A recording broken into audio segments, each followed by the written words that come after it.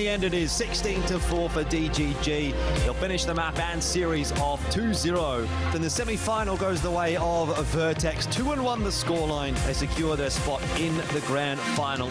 Vertex. To be honest, I just think their team's like nothing about Versa. With that plant coming down uppers, Ropoco's just going to go contest the plant. No respect shown at all. Like, they just have no chance. Just going to step up in this round and pick up an easy dub. Brace. DDG. Vertex is trash. Can he get any more though? 1-on-2.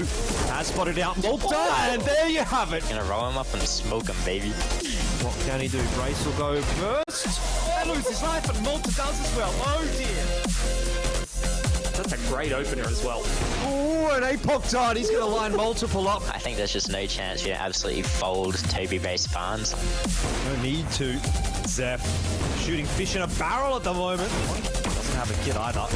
Oh, he's got the shots. We know like exactly how they play. They've never changed how they play all their players. So, yeah.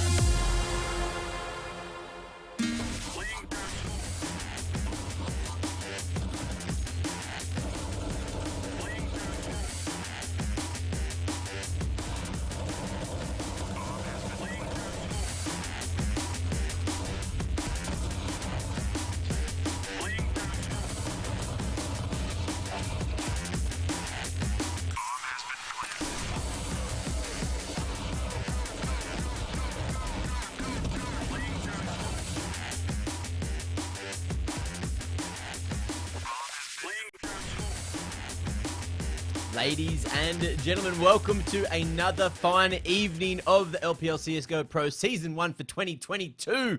I'm Mac, and I'm joined by the big man Pilski to bring you through the grand finals. That's right, it's the last day of games here for Season 1 for the CSGO Pro, and we are happy to be here. We're happy to be watching this blitzer of a match. Mitch, how you feeling this afternoon? I'm feeling great. We've had a great domestic competition lately in multiple different leagues, and LPL is definitely one of them that has delivered. So I've been really looking forward to this grand final. Honestly, these are the two teams that I expected to be here, and they've both been playing at an extremely high level lately. So I'm keen for some action. Now, look, we got a special offer thanks to our friends at Orcon. You can get a free Razer gaming package worth over $1,000 when you sign up to the Orcon Fiber Pro Plus Power on an 18-month plan. And I love Razer gear. I love free things. So, look, if I was in New Zealand, I'd be grabbing that as well. So make sure you get around that one. But, of course, we've got to start to talk about these games. Let's have a look at how these teams got into the grand final, how they made it through the playoffs and such. Stage 1, big double elim bracket, went down to an 8-team double elim, and then the top 4 teams made it to the playoffs, and that's what we've been watching for the last couple of weeks. You know, a couple of days ago, we did get to see that 3rd and 4th place game unfold, and let's have a look at what they were playing for. So, the grand total of the prize pool was over $10,000. First place taking home $6,500 today, which is $5,000 more than the loser, who will be taking home $1,500 dues. And then, of course, 3rd and 4th, we saw that game the other day between Antic and X8 Ballers. Antic got the dub, so they took home $1,200 dues and $850 for X8 Ballers. So, look, they had a couple of stand-ins as well. So, that was unfortunate, but look, that's the way the cookie crumbled. And, look, we've got to talk about today's games, Mitch. Yeah, I think just briefly mentioning the top 4 that we've got here, all of these teams have been performing very, very well domestically lately. Even in some of the other leagues, they've all made some pretty good placements and all shown some great form. So even the 2 teams that came 3rd and 4th have done quite well for themselves. I'm keen to see them maybe come back next season and give it another crack, maybe even have a better placement. And as for Vertex TGG, like I said before, these were the 2 teams that we expected in the grand final, and I know that they're definitely going to deliver a great one because they haven't played each other recently. They've already played each other once in this competition as well as in another league. So, look, Vertex definitely the form team right now, but DGG can't be underestimated. Well, let's have a look at the playoffs bracket to see how both these teams got here, who they took the dubs against, and how those games went. So Vertex, to get into the grand final, managed to take a 2-1 victory over Antic, and then we saw 8 Ballers lose to DGG 0-2. So DGG and Vertex, they're up here in the grand final, and I believe it's going to be a big one too. Now, Vertex, of course, they are riding a very big high, of course, qualifying to go overseas over the weekend, so I'm sure that's going to be great for the confidence. But we also saw DGG just absolutely pop off. Play probably some of the best Counter-Strike I've ever seen them play. So they are definitely warm going into this match as well, even though they do still have that stand-in, Mitch. Yeah, absolutely. And I don't think that having that stand-in has been that much of a detriment. I think DGG have done quite well for themselves because, you know, when we looked at the start of a lot of these domestic leagues, DGG have been able to pick up a pretty good victory over Paradox, over a lot of the teams that perform quite well here in LPL in other leagues as well. And they were even very, very close over the weekend to taking a map off of Order. So I'm hoping they're going to do quite well for themselves here in this grand final. Let's have a look at Vertex first. Now, I'd say they're definitely the favourites coming into this matchup today. All 5 individuals looking, Malta thick. Other than that, though, look, everyone having a good time with these player photos, and I dare say they're going to be playing their A game today, Mitch. Yeah, definitely. Obviously, like you mentioned, they have just qualified for their first overseas event for 4 of them. Actually, APOC has qualified for an overseas event, but not actually participated in the overseas event, I think, due to health issues or something like that. Malta, obviously, being a big veteran. Worth mentioning in, the other domestic leagues that we saw over the weekend, Vertex have done quite well for themselves. None of them are any of the top 8 rated players in the competition, but they're 3rd overall, like as a team in terms of ratings. So that kind of tells you a little bit about the team, that they frag by committee less so than one person carrying them. And you see that in their gameplay and you see that in their fundamentals. So they're just a very, very well-rounded team, and they're in some great form right now. And they also pushed Renegades on a couple of maps as well, so that was very interesting to see. But let's talk DGG as well. It's a battle of 2 teams, and DGG have been looking stellar. Of course, Versa will not be here today. I believe he's still overseas at the moment. He will, apparently. All right, maybe he's back in the country. That'd be great to see. Now, other than that, you got Gump, Zep, Mizzy, and your Wombat. These individuals all have very good Counter-Strike heads on them, and they've been playing well over the last couple of weeks. So I hope we can see an upset today. I wouldn't be offended if we did see one, Mitch. Yeah, no disrespect to Nexar. He's played very serviceably, and he's played very well for himself, subbing in for a lot of different teams, DGG included. He definitely wasn't a liability for them, but it has to be said, Versa right now is literally the highest rated player in the competition here in LPL. Over in the other domestic leagues, I don't think he was nearly as high, but both him and Zeph are some of the higher rated players in this competition, and having him back, it's definitely a massive, massive asset for DGG. Like, there's no doubt about that. The question is, though, like, how much Counter-Strike has he been playing if he's been overseas? Is he going to be in form? Yeah, look, sometimes you can have a bit of a buff when you come back if you haven't been touched on the game, though. But that's true. Let's have a look at these 2 players head-to-head. Of course, we are going to have the battle of the roommates. Of course, Brace and your Wombat do live with one another. That, of course, is going to make it a little bit more spicy, because they're only rooms away and they still both want to take the W that much more. I think they've actually said some nasty words to one another, as you heard in the interviews earlier. So it'll be interesting to see who plays better this evening, because their stats were very similar, weren't they? Yeah, which is it's an interesting one because you obviously saw when they qualified for overseas, Wombats like running in and like hugging Brace, but then when it comes to the interview, they're going to maybe talk a little bit of trash about each other. Worth mentioning as well, they play somewhat of a similar role. Obviously, Brace is like the IGL, whereas Wombat is maybe like a bit more of a supportive element or like a secondary caller, but yeah, they definitely can play some of those more supportive positions. They're definitely the utility throwers a lot of the time for their team, setting their teammates up for success and just making sure that everything's functioning smoothly. These are the glue guys. They really are the glue guys. Now, you've heard our thoughts on both these teams, but let's hear from the teams themselves. It's been pretty good. We're kind of just like getting used to practicing with like Liam and like integrating him into the team. It's been good to play some of his LPL games, like bit of a confidence boost to It's been pretty unfortunate. Versa had to go to the UK for a bit for family emergency, so we haven't been able to be practicing with him, and he won't be back in time, unfortunately, for the grand final. But Nexo's stepped up and has been coming to prac and everything, so we've been doing our best with the time we had and what we've got. I think DGG are like very far ahead of everyone else in LPL, to be honest. I think like all their players are pretty strong, so I didn't think anyone else could really overtake them. Like we always knew we'd be playing them final. As soon as the league started, we were expecting to be versing Vertex in the final, and anything short of that would have been like surprising and or a disappointment. So I think so far it's all gone to plan. Like this is exactly what we were expecting. I think against them, we wouldn't really play the hard counter as much. Maybe a lot of their players very consistent in their decision making mid round. Like they have a pattern they like to do all the time. So abusing that is the main thing. It's not really shutting anyone down. It's their whole team thinks like very, very similarly. Fragging out wise, I think all of them have potential to frag. I think Ruffleco is definitely like, he's got like a bit of a star factor for them, you know? I mean, just them having Brace and having like a really good mid rounds, and like his CT sides have been super strong. So he'd probably be the player to watch, but also just keeping an eye on Ruffleco because like how he plays can like sometimes determine the outcome of their games. Your Wombat, Will, I think when he has a good game, he has a lot of like impact. Never really baits his team, and like when he's on, it's like very hard to play against him. Hopefully we can slow it down a bit against Bertha, make him crack a bit under pressure. We'll see how we go. But yeah, I think we're looking to have a pretty good series.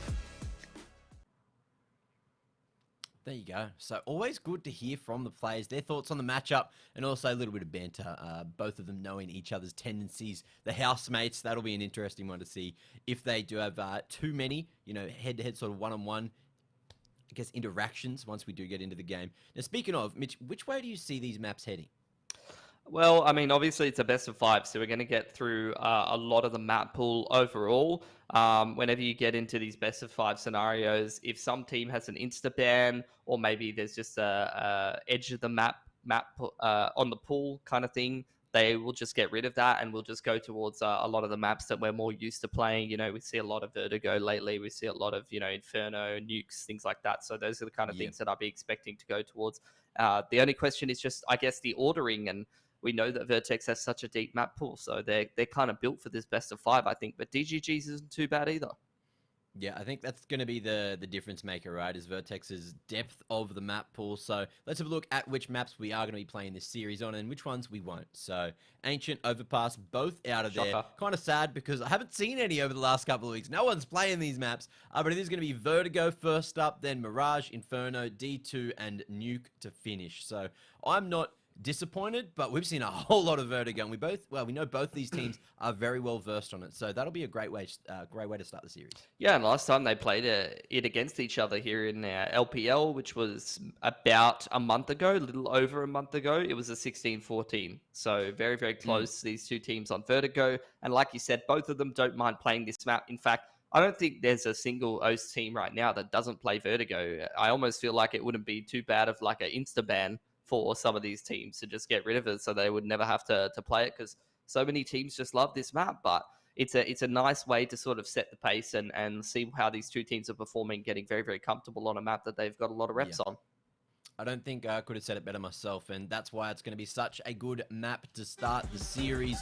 And that's right, it's going to be Vertigo. So right up on top of this skyscraper, we'll see who's feeling it, who's not, and who can be the sneaky buggers getting those flanks off, because of course that is a big part of this map, is just abusing that mid control whenever you can. However, I feel like both these teams, they're going to be playing around A for the most part on their T sides.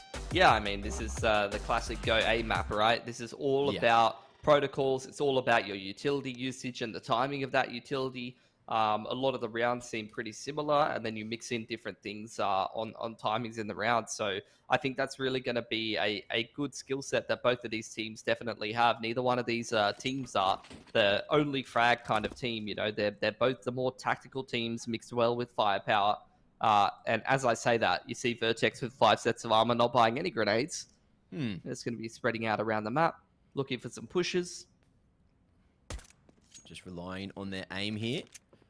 And Zeph spots a shoulder there at mid, will fall back and hold this double setup at jump up. Deep positioning from DGG towards B.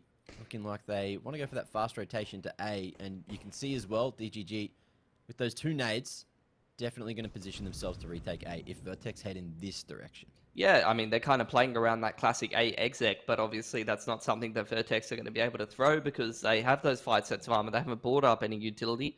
PZ's done very well to get a lot of control of A already. You've also got that one player, Malta, going all the way upstairs, and he's got himself in a very forward position. He could go for an aggressive lurk in the mid to late round here. I think they've heard him because you can see that there's starting to be a bit of aggression towards mid, towards B, just to get this info. And Vertex now, all the way through A. So no Exi, just catching him with the element of surprise. And Ruffleco able to hold control of Hell there as well. Zeph going to be trying to swing in with Versa, showing that he's here, he's ready to play, he's ready the damn game, and we've got a couple of players still at Hell to deal with. Versa, he's going to fall as the lurker as well. Malta just being an absolute nuisance, denying that rotation from Gump just yet. Mizzy, he'll fall right at the end, and that's going to be the first round going to Vertex with 3 alive, bomb plant, you name it, they bloody had it. Yeah, just going for a bit of a drier play. They got a lot of value out of that map control there early on, though. Like, PZ basically just walked up that A-ramp side of the map. Malta got all the way up on top of stairs. DGG were playing very far back, very reserved, giving a lot of respect to Vertex, and unfortunately they kind of caught the bad end of that, giving Vertex the freedom to basically do whatever they wanted in that round.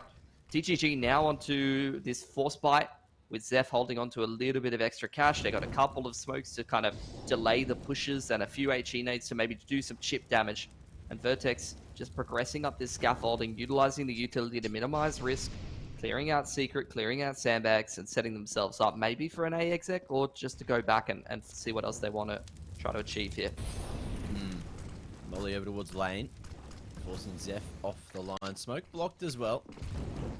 There's Vertex.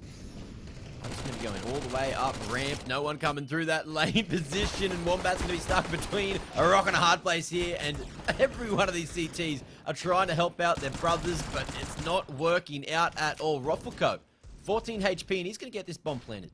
The flank from Mizzy could be very well timed here. No one's really hard checking it until Malta comes swinging out. He's got that all under control. There's the bomb plant for Vertex as well, Mac. Oh, and a nasty shot from Malta to make it a 1-on-4 affair, and Gump, he's got this 5-7. Vertex, though, showing a good level of respect. Ruffleco valuing his life. Malta feeling it with the Galil. Goes in for a third, and that's going to be 2 in a row for Vertex. Yeah, sharp shooting on that Galil, just tapping away. Good stuff from Malta, and that's Vertex. Really just doing a fantastic job cementing their lead here on the T side. 4 players surviving. They get a pretty clean A progression in towards that A side exit. Really great use of util. Really great protocols from Vertex. Let's put them in pole position here early on. All nades all across the board for DGG. Looking just to slide a stack in somewhere. No one watching that mid area either. Just going pretty heavily stacked towards the A side of things with a 3-2 split. And Vertex, they are just running it back. Sending that Mac 10 in.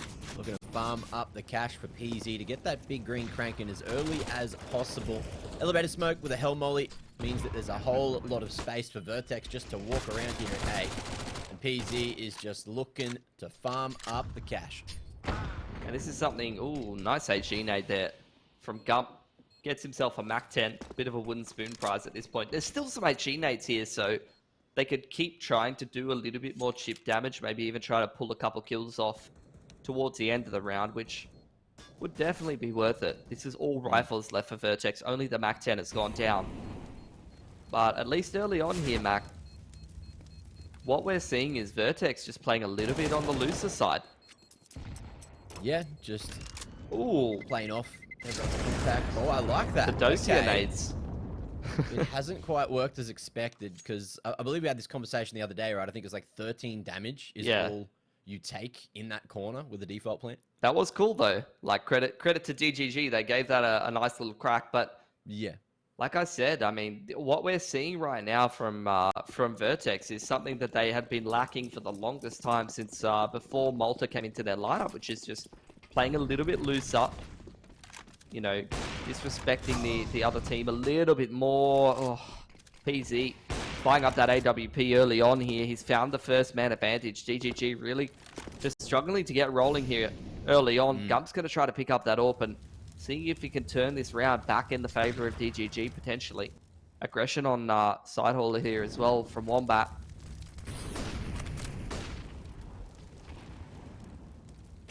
Just playing deep back towards A now. We'll see if Gump can do one better with the AWP. Solid position up to Tetris. Flashed into lane. So Wombat can find some extra info, and now he's going to try to liquid in the smoke here. Yeah, Vertex. It around. Oh, little gap there too for him to play around. Vertex playing very slow, as opposed to how a lot of these earlier rounds started. They're waiting out a lot of this util. It's a great shot from Wombat, but he does get traded by Brace here, so it's got to be up to Gump to find some picks on the site. Well, Vertex going to take the round unless someone puts their hand up for DGG, and it could just be Versa here, back in the country, but a little bit too slow on the flick. Malta locking down the flank, and now Gump and Mizzy happy just to carry these weapons into the next round. We'll see if they can find some more success, because only APOC Dud was found in this round, and Vertex, that money is starting to really just boom, isn't it? I don't know, like, if I'm going crazy, but it almost feels like since Malta came into Vertex, there's definitely been like that extra dimension to their gameplay, almost like Renegades-esque. A little bit more on the looser side. You never used to see them hard push into the other team's spawn or go for some more of these drier contact plays and just go for the aim tools, or like re-aggressing in the mid to late round and stuff like that. Something we've been seeing more and more from Vertex, and obviously we all know they've got that strategic backbone to their gameplay. They've got the fundamentals down. They know all the protocols, but you need a little bit of everything to be a well-rounded and consistent team that's going to find success over the long term. Well, I'm excited that we do get Inferno as that third map. I feel like it's been a while since I saw Vertex play it. But with Malta there, you know Malta is the king of apartments. That's right. And they still have a 100% win rate on it domestically, which is cool. Zeph's done well, though, that time. Got first pick by PZ last time, but this time he's got a little bit more under control. These two players inside hall, though, are so close, Mac. They're just waiting for someone to aggress, but Wombat's all over that. And he's just going to shift away, expecting Brace to still be here as well, doubled up with his teammate. How's the timing? Oh, it almost looked good, but Wombat shows a bit of leg there around the corner, baits the info, and the two-man swing was too much. Now, it's down to Rufflecoat, who could save the round, but it's going to take a very deep dig from him, and he's going to look a wrong direction just at the wrong time. Gump able to trade that one through, and it's 4 alive for DGG, picking up their first round. And that's going to be nice for the economy, keeping those 4 players alive. Absolutely. That's pretty much what they needed. Going to start to stabilize their economy here on the CT side and allow them to start to fight for this half. You can see the Vertex, without bomb plant, and even with bomb plant, will probably struggle to put a buy together in this next round if they drop it. Zeph changing up his angle. Oh, yeah. PZ. Oh. Straight through the smoke onto Gump early on here. Malta almost given another kill. The favor of Vertex. They've been pretty consistently outside of that last round, starting off with man advantage, and so far it's been pretty straightforward. You find the 5-on-4, you're winning the round. Well, Mizzy, a dangerous position. He will fall away before he's found, and there's just going to be Vertex going in at the mid-round. Molly's bloody everywhere, no one able to stand on site, and Mizzy, he's just got that smoke to play around, and it might just be the answer. Finding the first one to Brace as well, supportive utility, going to flash the tees away for the moment. And Mizzy finds himself that second before falling. Big hold on the A side as Zeph swings in to get that pick onto PZ again. But Malta and APOC Dud, it's going to be down just to Tom, the big man with a big AK. But no more util to play around, and there has been some work done for him, but the 3 remaining CTs, they're all over this bomb. Yeah, and if they can pick up this round, especially if Versa can upgrade the FAMAS without taking any more losses, then DGG have pretty much 100%ed what they needed to do. APOC Dud looking to jump up the stairs on the off angle to find this opening pick, but straight into Zeph's crosshair. Not sure if the body might have thrown him off there, jumping up. Sometimes hard to see some of those more basic angles, and especially when you're jumping up towards that big site, it's all about crosshair placement and the timing of the jump and just tapping the head of whatever angle you think that the opponent's going to be on. So if there's like a ragdoll there, that might throw you off a little bit. Yeah. Gump was going to run out of spawn without a rifle, but like I said, what was it, 4 alive and then 3 alive, and DGG even recover from the 4-on-5. Look at this pace from Vertex though, running straight up the A site. Already on default here for Apoc Thud, but they're going to be torn to pieces. DGG reacting perfectly to stop that rush, stop the change of pace. And now PZ, I'm going to give him 1 at best here. He can even get that. Complete shutdown from DGG after a bit of a slower start. They are fully rolling. CT economy is built up well and truly at this point. Almost every player 4.5k plus. So Vertex got to go back to the drawing board now. They built up a little bit of loss bonus at this point. Onto that 2.9. So from these positions, couple of bomb plants, and it means that you're definitely getting those half buys or full buys. And Vertex now got to kind of play this half on hard mode a little bit more now that the CTs have full utility and have been pretty consistently able to get that AWP on Zeph. And he's been another one of the standouts. He's been another one of the high rated players in this competition. Doing a whole lot of heavy lifting. It's good to see Versa finally getting on the board, shaking off the rust. I want to find out as well, like, how long ago he got back to the country, because the man could still be jet lagged as well, and that can be a factor. That's true. He's got a whole best of 5 to warm up, though. Very true. So a lot of rounds, a lot of games, and a lot of kills on the menu. Brace, he's heard those shots coming through and knew that your Wombat was just around the corner. So brings back to that 3-on-3, and now a chance for Vertex to get back in. This round started so well for them, DGG, but kind of going by the wayside until Gump and Versa just have everything under control. A site's been left completely open. Bomb is in Narnia right now, and Gump's all over that. 2k for him. And that's another soft reset on Vertex, who they didn't get the bomb plant. They weren't maxed out on the loss bonus, so they've got to go down to another one of these half buys. And DGG yet again, passing the economy test with flying colors. They've got great cash across the board. And they are looking, like this CT side looks like the wall now that they've got their money under control. Let's see how this A-ramp aggression goes. Vertex looking to keep that pace good, but again, Zeph going to be opening up things with the AWP. Gump goes through the smoke. He's actually whiffed a few shots, which allows Brace to survive, but the numbers advantage is still there for DGG for the moment. Yeah, no more util pretty much here for Vertex. They throw one of their last smokes. Run boost across over onto the site to get that plant down. That's kind of clever from Vertex. Oh, and there is some coverage coming in from the lane side of things. Ruffleco burns to a crisp, but the bomb does get planted successfully, and maybe a chance. You'll give him 1% here. Brace, 8 HP, dink onto your Wombat, and he's playing a very dangerous game indeed, which he will lose. And that's now 5 rounds in a row for DGG. Straight back into the game, and now into the lead as well. Yeah, they're starting to get on a roll. This is getting a little dangerous for Vertex, honestly. Yeah. Well, what are we going to see going into the next? I feel like Vertex, all they wanted there was that bomb plant, right? Yeah. Any extra kills were kind of just a bonus. A little bit of icing on top of the cake. Honestly, how good would it be if DGG won this grand final with Versa back? That'd be great. Like, that would actually G me up for, like, the next few seasons, you know? Yeah. Well, quick Vertex tactical, just to make sure DGG don't win the grand final. Trying to decide on what they need to do, what they need to change. It's only early days here, but yeah. I don't know. I almost feel like, you know, Vertex has already got the best prize on offer domestically. Maybe share the love around a little bit. It is a whole load of bacon you get for first in comparison to second here. So. Oh, for sure. Top heavy prize pool, which means that this is the game for all the marbles, right? Mm-hmm. Literally.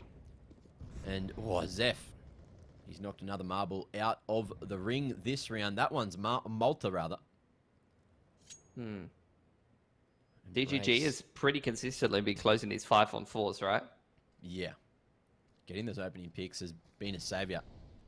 Zeph must have a bunch of first kills already, like 3 or 4 in this half. He'd be getting close. Has given over a few as well, lost the early ones to PZ. But the tide's definitely changing. Wombat just playing over towards the sandbags and calling someone back to bring some extra util just in case he does get stuck, which could just happen in a few moments. Vertex heading in this direction. Molly goes down and Wombat, no one's going to lock him in there. He decides to stay in the smoke regardless. After getting info, and Brace now spotted and dealt with at B. Aggression working out for DGG, and that's a 3-man advantage. They're doing fantastic right now. Wombat in the sandbags, unchecked because the Molotov hit comes from a different position. He peeks out a little earlier. This is looking like another flawless round from DGG after finding that first pick. Vertex are reeling, Mac. PZ not going to be able to get away with his life there. And that is now 6 rounds back to back to back to back to back to back. As we head into round 11. So getting real deep into the half, and if DGG can run away with this one, then Vertigo, whew, it's going to be spicy. They're playing bloody fantastic. Getting some revenge for some previous results. We know, as you mentioned, last time they played Vertigo, they did lose 16-14. But all the way to the end of regulation. And they're looking to do that again, now that they are reunited with Versa. Give them an old welcome back, you know? Yeah. Mini honeymoon, maybe, to have him back. That can happen. Oh, the timing. Malta. It's a great shot from him. This is just a half-life for Vertex, but that's another rifle in the hands of the Vertex players. Oh, good timing on the flash.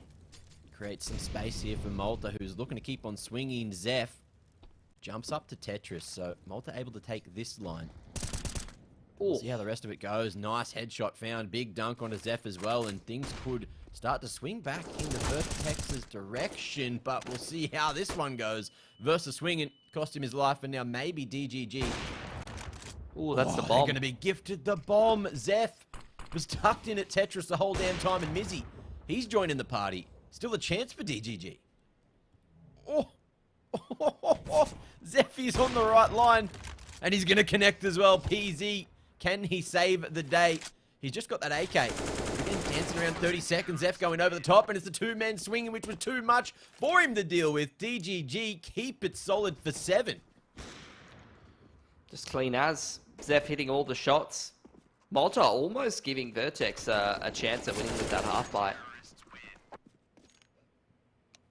Couldn't quite put the pieces together. So another pause here for Vertex. Got to have a think about what's going on right now. 7 in a row from DGG. This CT, like I said, this CT side since they got money has just been the wall.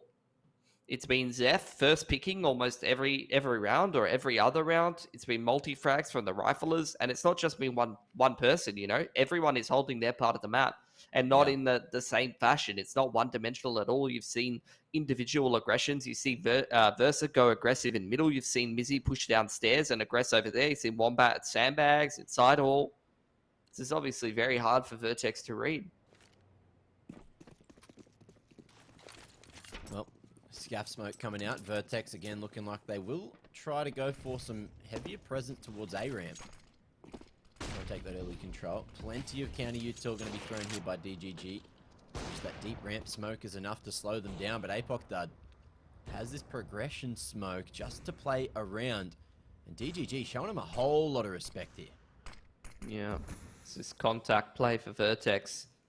Are they going to set up for the exi with this player so far progressed? They're still being disrupted inside hall. You've got Wombat over there. HE maybe looking to chip some damage in. Versa, he's made his way into ladder room, and the longer that DGG can hold this A push off, means that flank is just around the corner. They're just trying to collapse upon him, or at least just wait to strike at the perfect time. Versa makes that move, and he's going to win as well. So Vertex, they're going to have to keep going forward, and Mizzy needs to lock down this A site from the front. He wants to throw the HE because there's another one right under his feet. Could get a lot of value out of those HEs. Vertex calling the audible. Waiting out more aggression from the CTs, trying to find out what's going on. And by cutting sound, they sow some seeds of doubt in the minds of DGG. Versa over there in middle, trying to find out what's going on. But with that deep smoke going into connector, it's very clear that Vertex wants to size up this A site. Versa with that full wrap back to CT. Means Vertex may still be worried about him on the flank.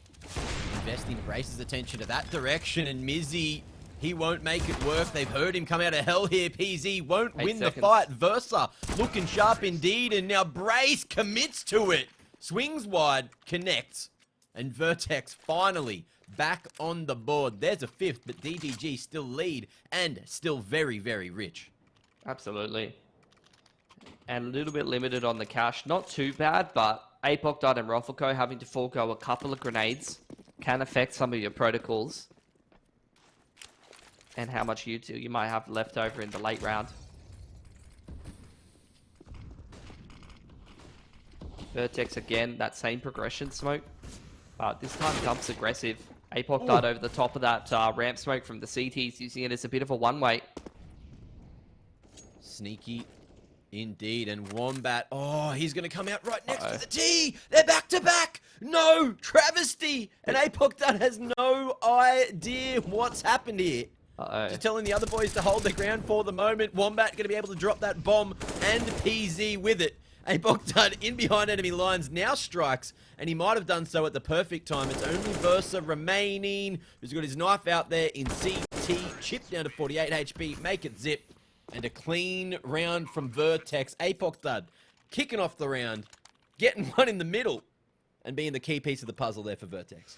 Yeah, he's definitely been a bit of a standout on this aggressive rifling role. Like, for me, Apoc has always been, like, in a lot of his teams, he has the potential to be a star player, but he's always lacked a bit of consistency. So in, like, this Vertex roster, he's, like, almost like kind of like a third star where he can have these pop-off rounds and these pop-off halves on that aggressive rifle and give Vertex, like, an extra dimension of their firepower.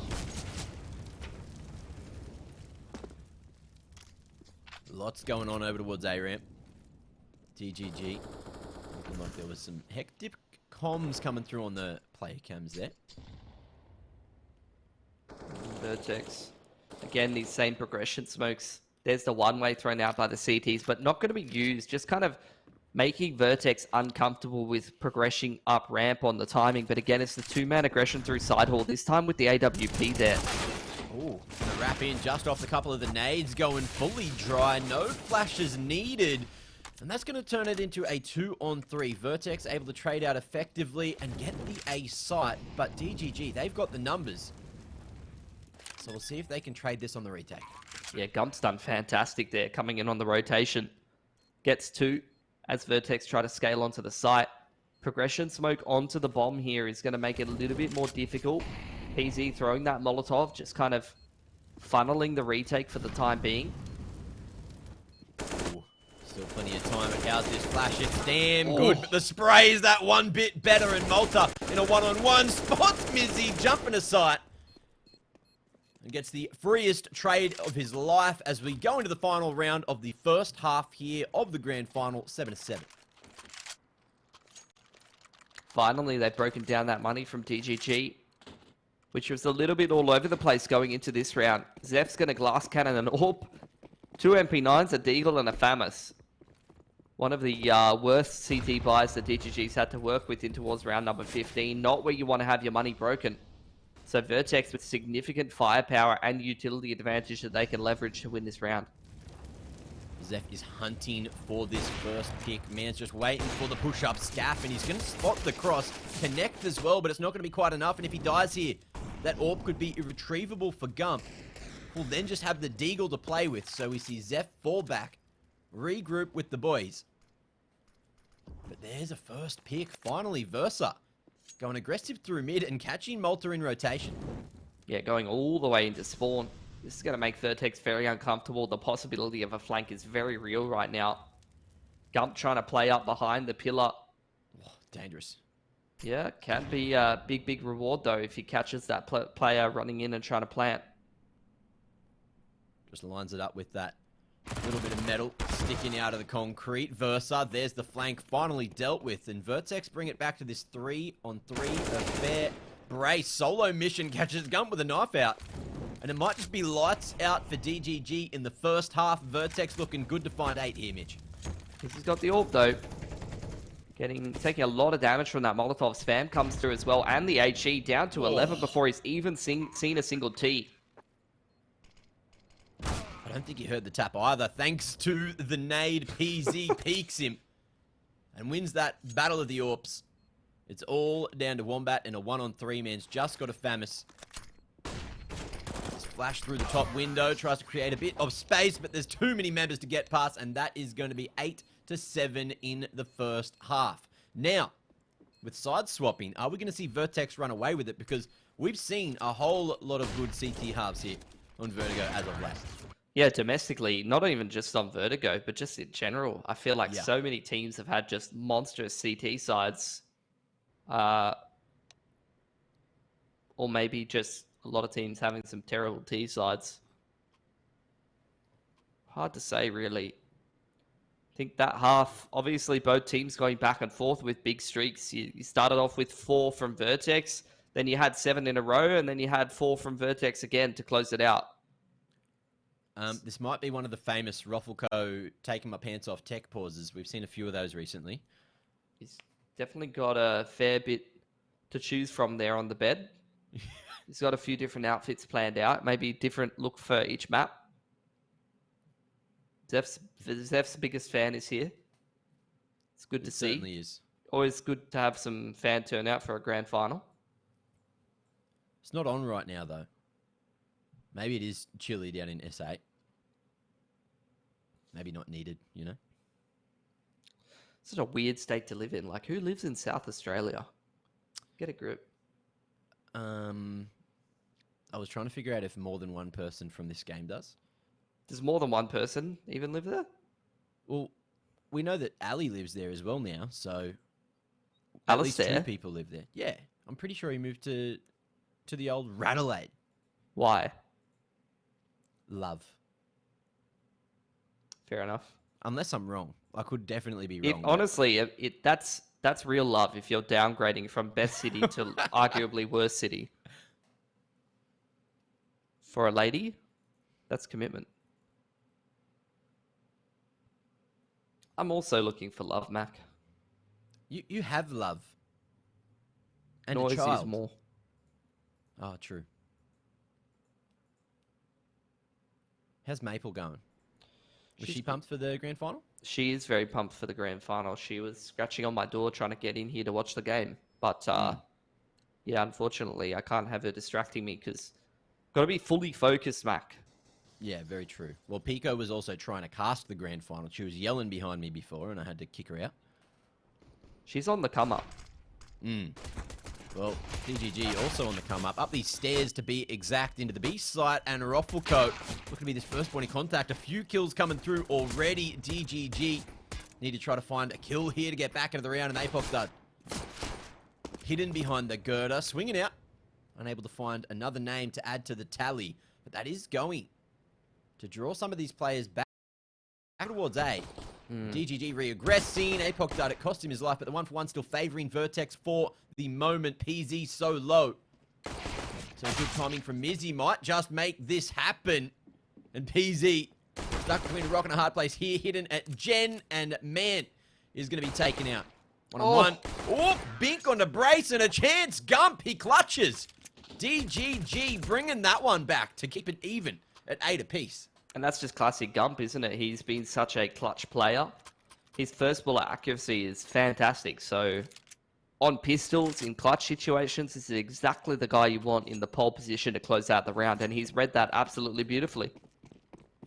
Great turnaround from DGG, despite the fact that that round didn't go to plan. Let's see if they can convert round number 2, though, as we do have a force up here for Vertex. Scout for PZ. MP9 and some Deegs.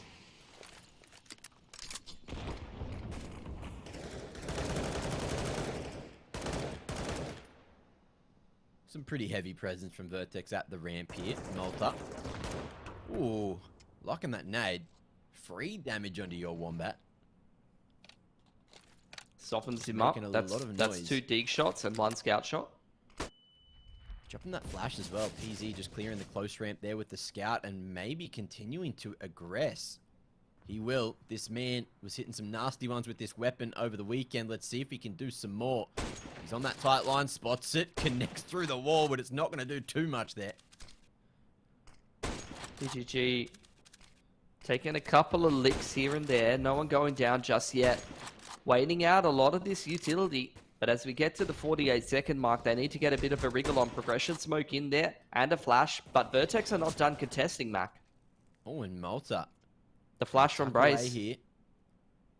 We'll see if that flash enables Malta to pick up that first blood. Finally, no, he's peaked that second too early. Someone spotted the man's leg.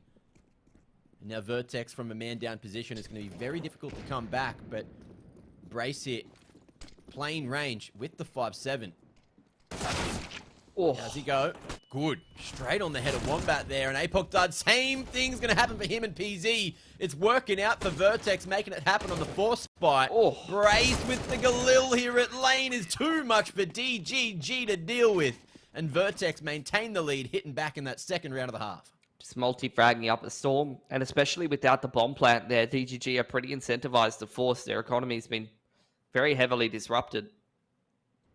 I couldn't really tell with the overlay, but the 5-7 buy with the extra util made all the difference. Vertex just slowing them down in ramp for so long and doing chip damage with the HEs.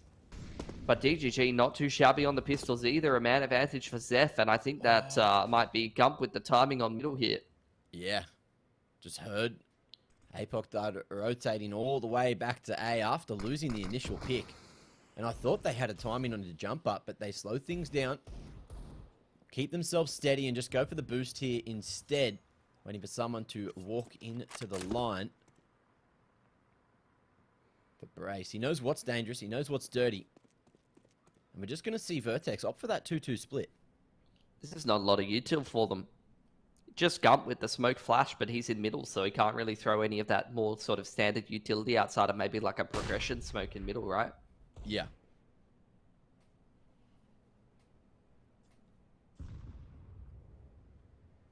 Looking like a B split here. With just that one lurker on the up A. Full contact coming up those B stairs, and at the 40-second mark, Deagle's going through a smoke at jump up. That sounds damn dangerous. Gump, he's going to flash to enable it, and Mizzy walks into the meat grinder. Rofko long range with the AK, going to be able to try it and tap it away, which he will for 2.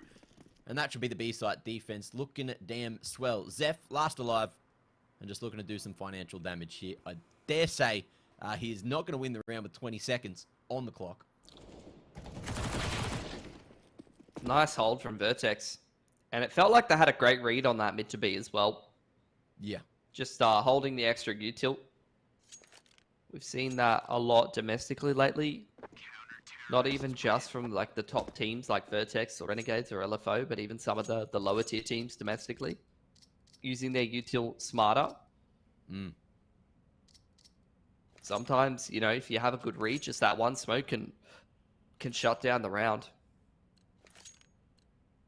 And obviously you see that in more standard positions on maps like Inferno when you time people out on B and things like that. Like we've all seen the common cases of that, but even like a smoke on to jump up there to just end a round.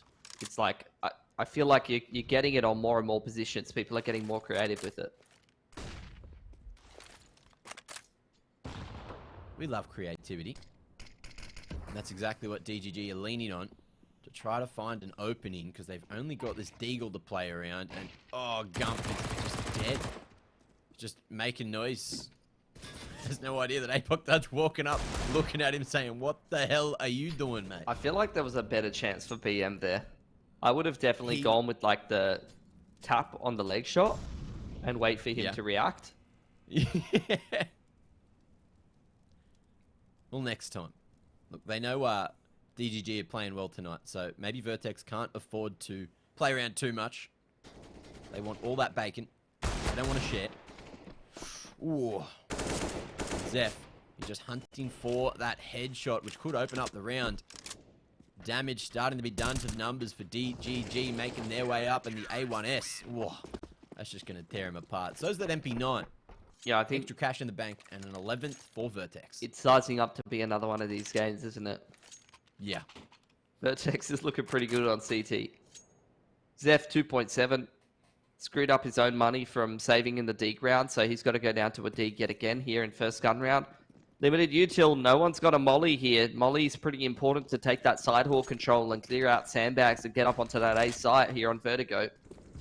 It's going to be something that DGG have to do without Mac.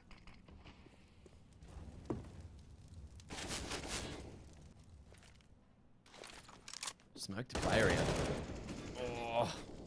And Zeph, if things weren't bad enough for him, having a cop of Eagle in this round, he's already down to 45 HP. And a couple of bullets from the Galil could finish him. Oh, he's almost found the line though, and Malta invests the flash just to get out of dodge.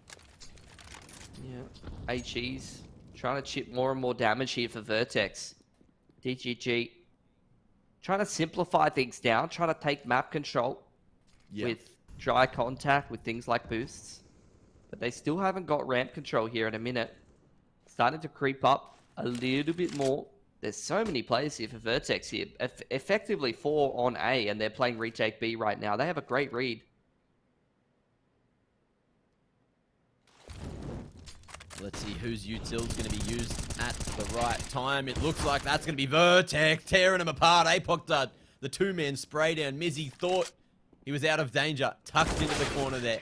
And Versa unable to find any vengeance for his fallen brothers. There you have it. 12 to 8. And all it took was that like flash and molly combo enough to separate the troops from DGG. Yeah, I mean, Vertex just went full T-side on CT there. Yeah. Like, literally the 4-man rotation across the map. They left B and mid retake with Ruffleco, and then PZ just sent 3 of the riflers to go dual ramp, go beef them. And they've chosen the perfect round to do that. That's yet again another reset here on DGG, who have yet to get really anything rolling except for pistol on this T-side. And look at Vertex's money as well. Yeah. Starting to really snowball, isn't it? Which is scary, because I feel like Vertex are like 10 times better when PZ's got an AWP and everyone's got util. Getting those big kills in the previous couple of rounds has made Vertex look that much more confident. His head, and oh, he's heard that boost up. Only able to find the single. AK not retrievable yet. Didn't fall down on this side of the plywood, but it looks like Ruffleco is right as rain to do the cleanup. Over towards the B stairs.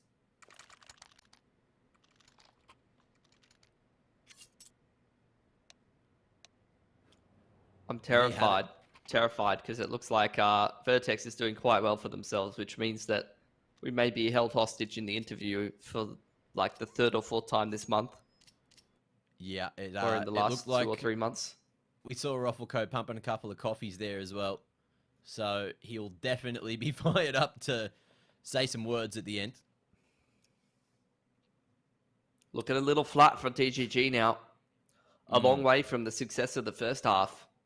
And the pistol, Vertex in full control at this point. And it's going to be an absolute grind. You're down 8 to 13.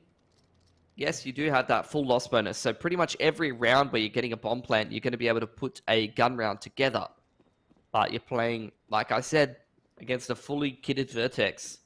3 of which have AKs. They got that one-tap potential.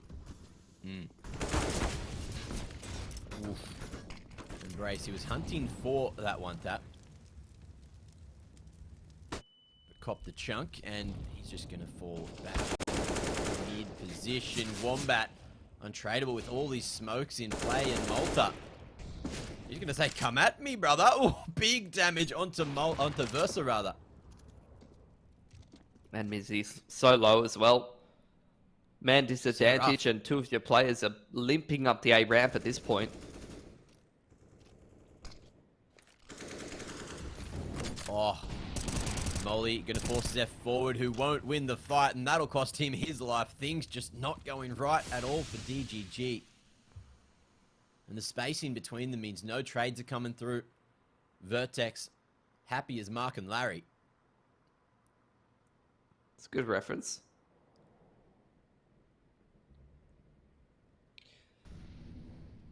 I would say, like, you know, be great for DGG to go for damage at this point, but it just doesn't really matter, Mac. Unless they can get some entries here and try to set themselves up in a post plan on A, then it's really quite meaningless. And unfortunately, nothing's really going right for them. Versa pegs one back, but he's on 9 HP. Like, what can he really do? And with no bomb plant, that's a couple of players sitting at 3.4. The rest of the boys at 4K. That's really going to tax their util quite heavily. Going to really affect how smoothly they can run protocols. They can't play that util trade game against a fully kitted Vertex. Yeah. And if you save here or you half buy, you are forfeiting map point. Which, I guess, they're going to go with the lesser of two evils. Hit him with the half. Change the pace towards A and test this defense. We've already got a whole bunch of damage done. Pretty much with util. How is he here? How is Rocco already on the flank? In behind enemy lines, and he's just going to tear into pieces. Big triple onto the pistols, and he has a large smile on his face, which is dangerous for all your DGG fans out there. For sure. Man, has he just gone straight down ladder? I'm not sure, but like in through B. This is like the disrespect plays that start to come in when one team is really feeling confident, and it can really start to affect your mentality as the team that's on the other end of that. Like if Vertex are just flanking you like 5 to 10 seconds into the round, it's going to start to get under your skin a little bit. You're going to be checking extra things. Going to be second guessing yourself a little bit. DGG trying to work out the kinks here in a final pause, which, look, may not be the final pause, but we will see, depending on how this round goes. Map could be over. Yeah, I mean, it's just been another one of these flawless CT sides, right? Yeah. Just, we're getting used to them now. It's like unsurprising at this point. It feels like the meta of like, let's try and get 5 on T on every map. What do we got here? PZ, missed opportunity. Thought he was a sitting duck. But everyone survives for now. We'll see Malta get some info with his smoke connecting on the body of a DGG player there. Yeah, DGG finally with enough util to kind of contest scaffold and get a little bit of map control over a ramp. Wombat just walking up, but again, that's another first pick in the favor of Vertex. Just baited by the sound of the wallbang attempt from Malta. He read Wombat like a book, and he's going to keep on going forward. So much util to play around. Not going to be able to get the line this time. Gump. Finally, a trade coming through for DGG. The spacing's good, so they can all play together here, but they still need to get past so many members of Vertex, as well as the flank coming through. Zeph going to be standing there with a knife out, as well as Gump, and both fall Versa. 1v4 to try to keep DGG in the map. He knows that flank is coming through. Spots Apoc done and deals with him too. Crisp aim, but it's not enough to save the game for them. There it is, map number 1 in the bag for Vertex.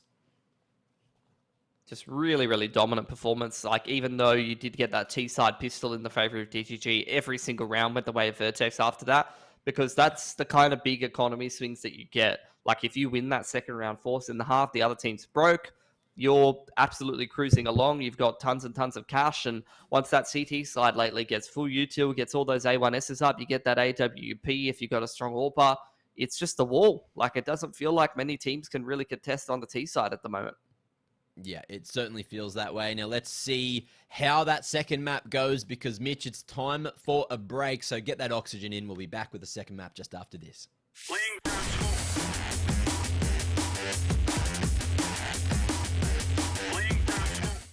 Lag can be the difference between life and death.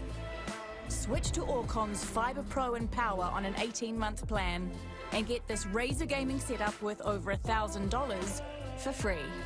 Orcon for the win. The Tarnished will soon return.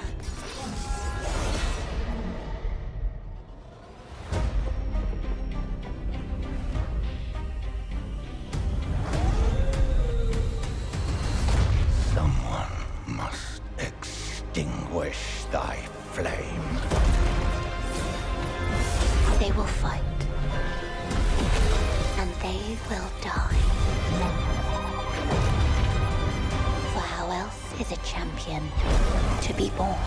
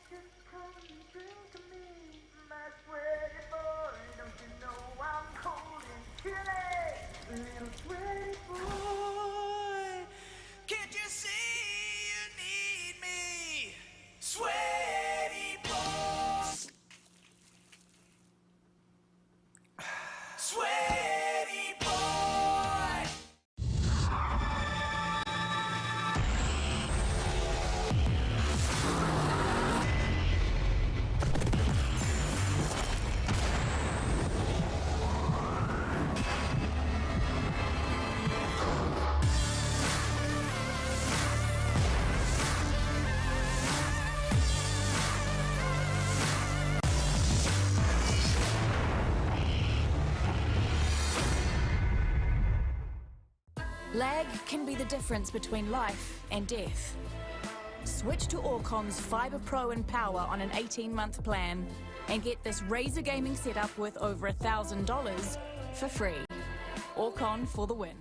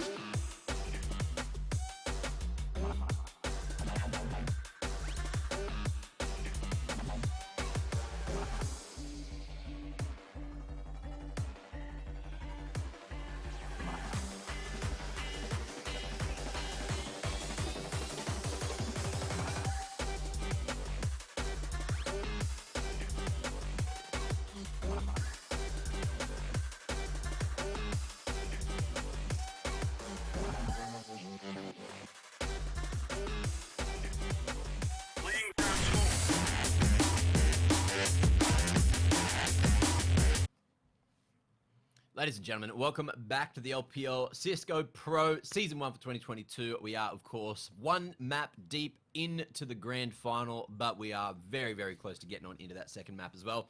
Of course, Vertigo went to Vertex, so now they just need 2 more map wins before they take that cake, take that dub, take home all the bloody bacon that they are playing for here in the grand final. And Mirage is where we're going to be going for this second game for the second map. Oh, I don't know how this one's going to go, because we saw Vertex play so well on Mirage over the weekend. I just don't know if DGG are going to be able to back it up. I know that DGG as well pushed order on this map, so I just want to see how both these teams fare against one another. I actually think it's a pretty heads-up pick from DGG. This is probably the map that they have the best chance on.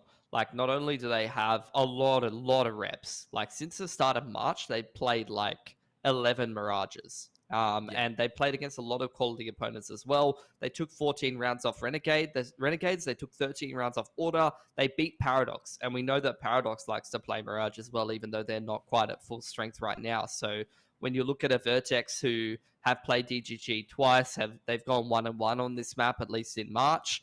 And Vertex have also lost to Paradox on this map. You think that there should be a pretty solid chance that DGG actually trying to pick up a map in this series, and this would be the perfect one to do it. Yeah, I feel like if DGG can take this, then I'm still worried for the next couple of maps after that, right? Because we know what Vertex are capable of on Inferno. We saw Vertex take a whole lot of rounds off of Renegades on D2 the other day as well, so we know that they're definitely capable. Depending on how they're firing, and from what we saw, especially in that second half of Vertigo, Vertex, they are here to play in this series.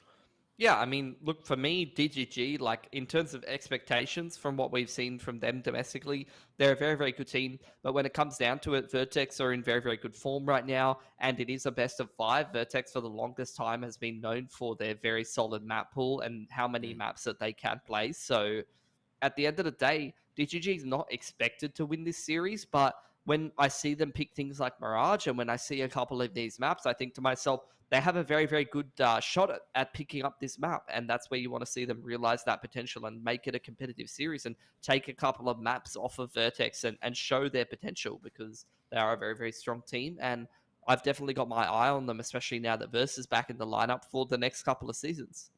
Yeah, well, the thing that I'm now worried about, thinking about that this is DGG's map pick, means Vertex get to choose the side. And we saw what they were doing to DGG just then on Vertigo. With their CT side, they were just running at them, essentially, when they wanted to. They were playing respectful until they sort of had the read, tried to figure out, you know what, this is probably when they're going to execute, threw a couple of flashes at some right times, and then just managed to really just pick them apart. So DGG, they're going to have to focus on their spacing. And at least Mirage is one of those maps where it's easier to find those holes in the defense, depending on how teams play. So we'll see if Vertex want to run sort of a more aggressive mid-control sort of thing, or if they just want to play for the retake. I guess we'll see once we do jump in, though. Yeah, I think both of these teams are CT biased. I think DGG is pretty good distribution. And, you know, usually I look at T and CT round distribution, and I think to myself, like, that doesn't really tell us too much. But when they've got 11 reps, like, it actually is, I think, a pretty decent representation of, like, which is their strongest side. And I think they're pretty well close on both T and CT. So I think DGG, if they can have a much better T side than they had on Vertigo, if they can scrape a lot of rounds together, and we're assuming that Vertex start CT side themselves, that's where, you know, we've seen DGG play Mirage in the past, and they've gone for like these aggressive 8 ramp setups. They really change up their setups all the time, and I really enjoy watching them play Mirage. So I'm hoping for some good stuff from them there. Yeah, well, that is it for the pre-map discussion. One of the players is just getting back to his PC, so we will just go to a quick break, but then the second map is right after that, so we'll see you in a minute.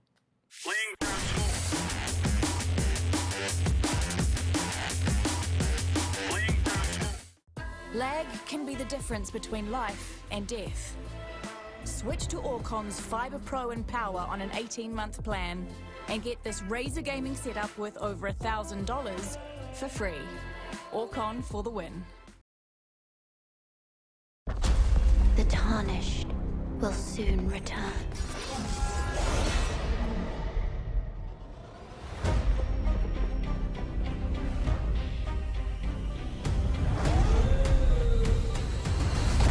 Someone must extinguish thy flame. They will fight. And they will die. For how else is a champion to be born?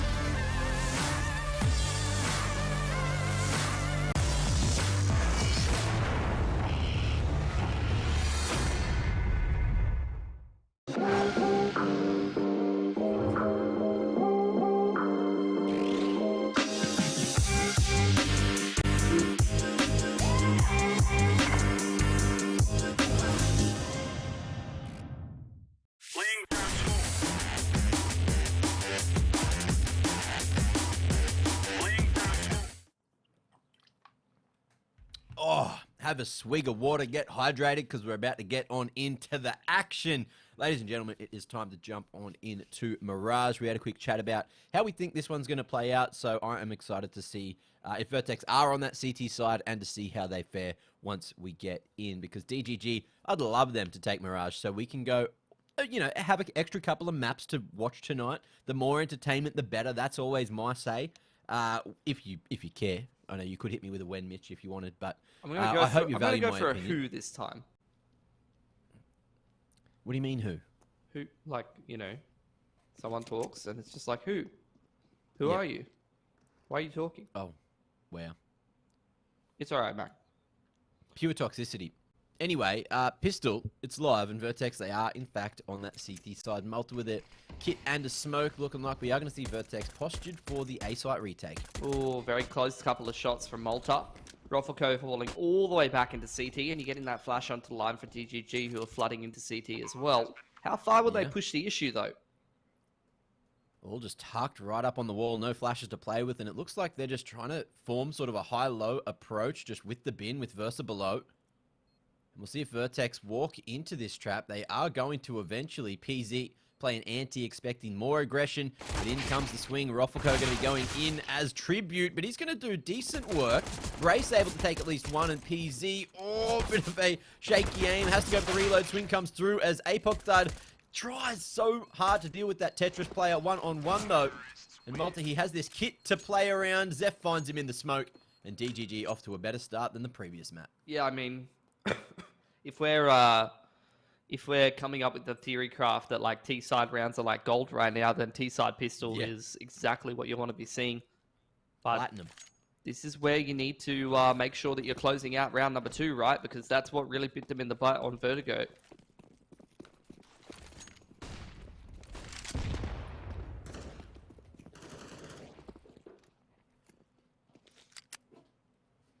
Window smoked, so not too much action at mid. Chunk damage with the nade, but again, Vertex, we know that they are dangerous when they have these 5-7s in hand. And Apoc playing a dangerous game, but a sneaky one at that, and he could catch a timing, head down, tucked in at the box. How thorough is Mizzy with the clearance? Hello. Freebie.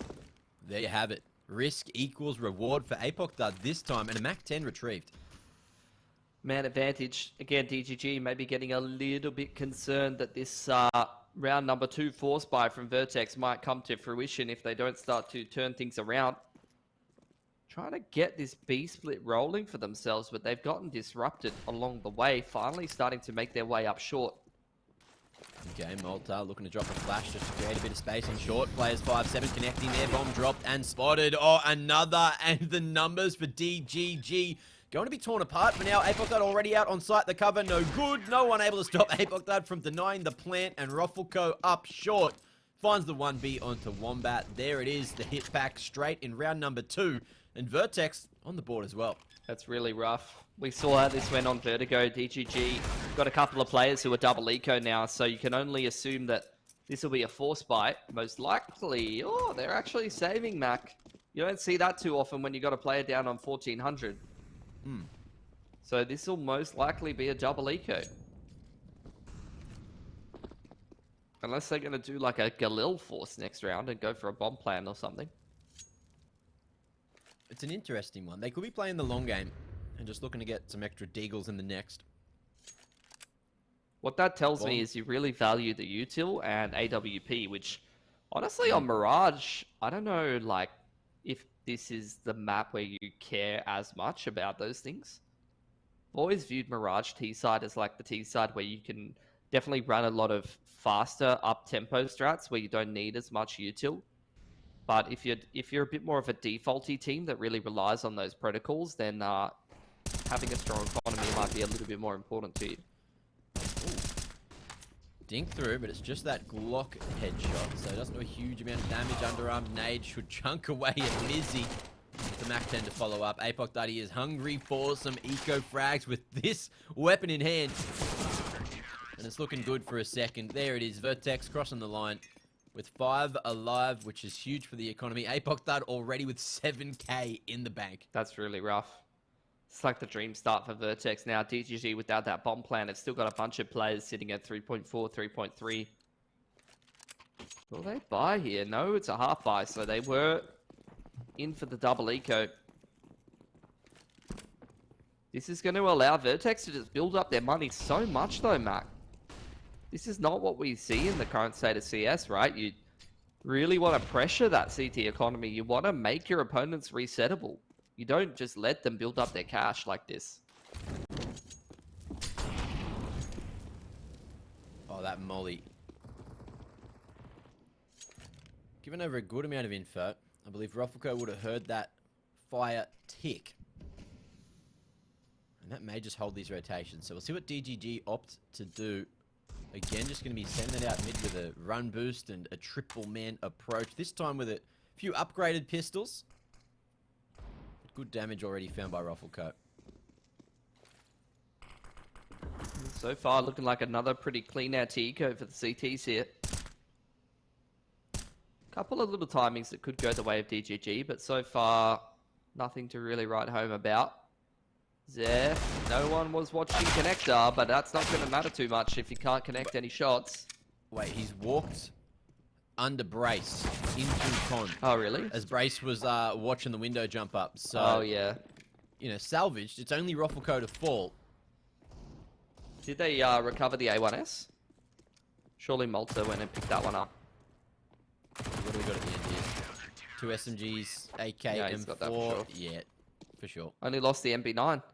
So that is a very clean couple of rounds. Again, pistol goes the way of DGG, and then Vertex win 3 in a row with so many players surviving. Yeah. DGG are now playing this T side on hard mode. Well, before things get too out of hand, Vertex are taking a quick tactical to have a chit-chat, decide what to do, how to structure, and how to deal with what is coming at them from DGG on their first gun round. A very important one for DGG. Definitely enjoying how a lot of teams are playing the CT side Mirage lately.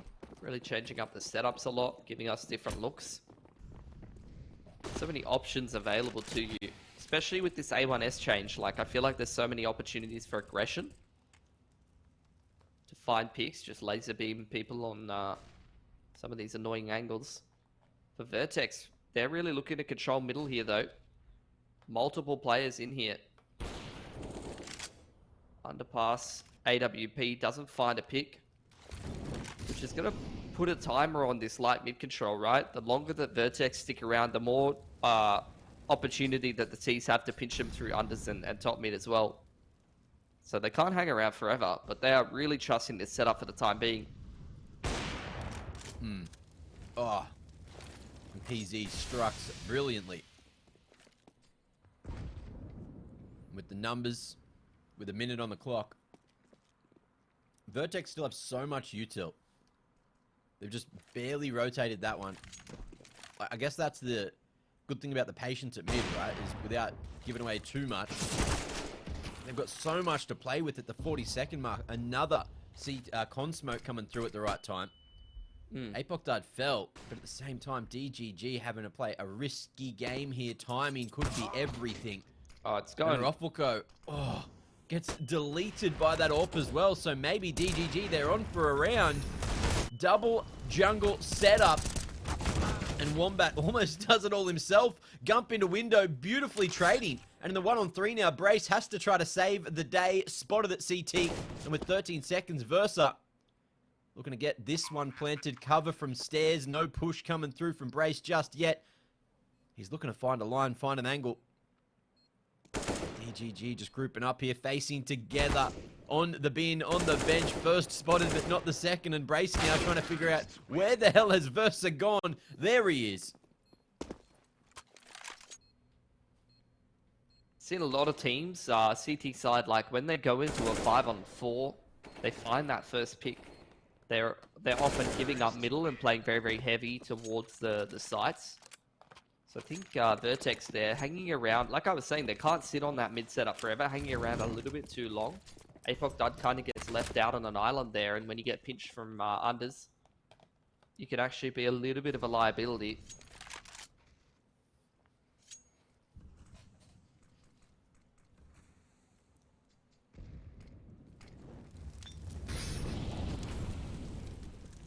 Vertex with all that cash in the bank. Able to buy up yet again. PZ. Oh, going to find Mizzy, who's the man doing the run boost. It just went a bit too wide on the wall. I mean, again, this is this man advantage for the CT side, and this time completely different, right? They're not hanging around in middle. They're going back to these side setups. They've moved PZ around, so he's probably going to re-aggress Bricks on the off angle. Apoc Dud is now going to mind Murder Hole. This is a much more kind of sensible 5-on-4 setup. A lot less risk involved. Yeah. It seems like they bit off more than they could chew with the aggressive setups over towards jungle. Things just not going as planned. So Vertex trying something different. We'll see if DGG can fight back from the 4-on-5 again.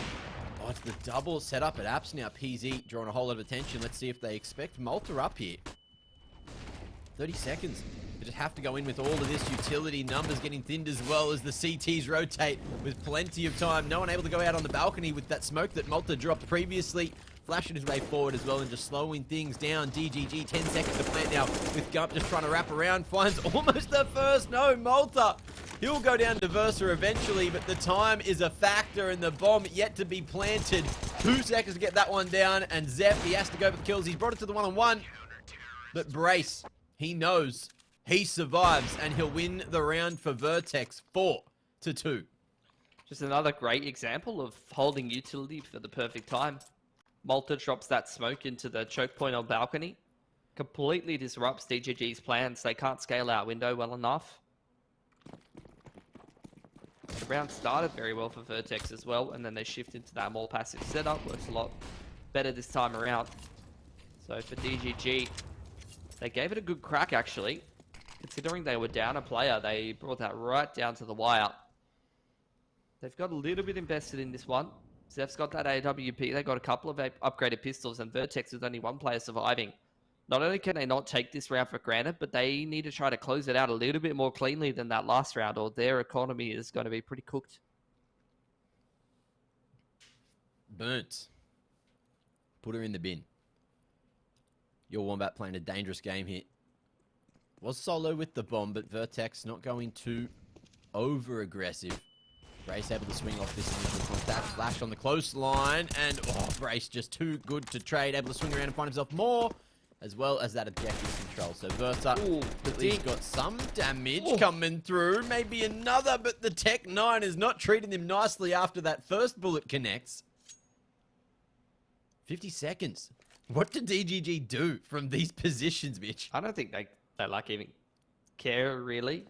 Like even just one more frag here is massive. PZ's super low. They are really putting Vertex through their paces here. I think Vertex surviving with 3 players up is going to be pretty decent for them. They're going to be able to build up their cash a little bit more. Malta upgrades that MP9 to A1S, I think. He went for the AWP right there at the end, but I'm not sure if he got it. Well, PZ didn't look too angry in the player cam, so I'm going to assume that they got it. I don't think I've seen PZ look angry ever. I don't know either. Oh, no AWP. There you go. So it was missed.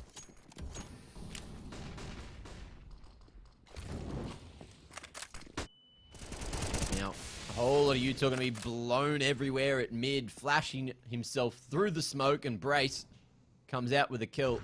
And that man advantage again for Vertex. Yeah, and you're seeing the aggression into ramp as well. Brace and Rufflecoat going and taking a ramp. Allowing them to play a little bit more retaking in middle. Like you said, refreshing those con smokes. Disrupting the progression at middle and slowing down the T side who want to try to get this critical map control, especially in this 4-on-5.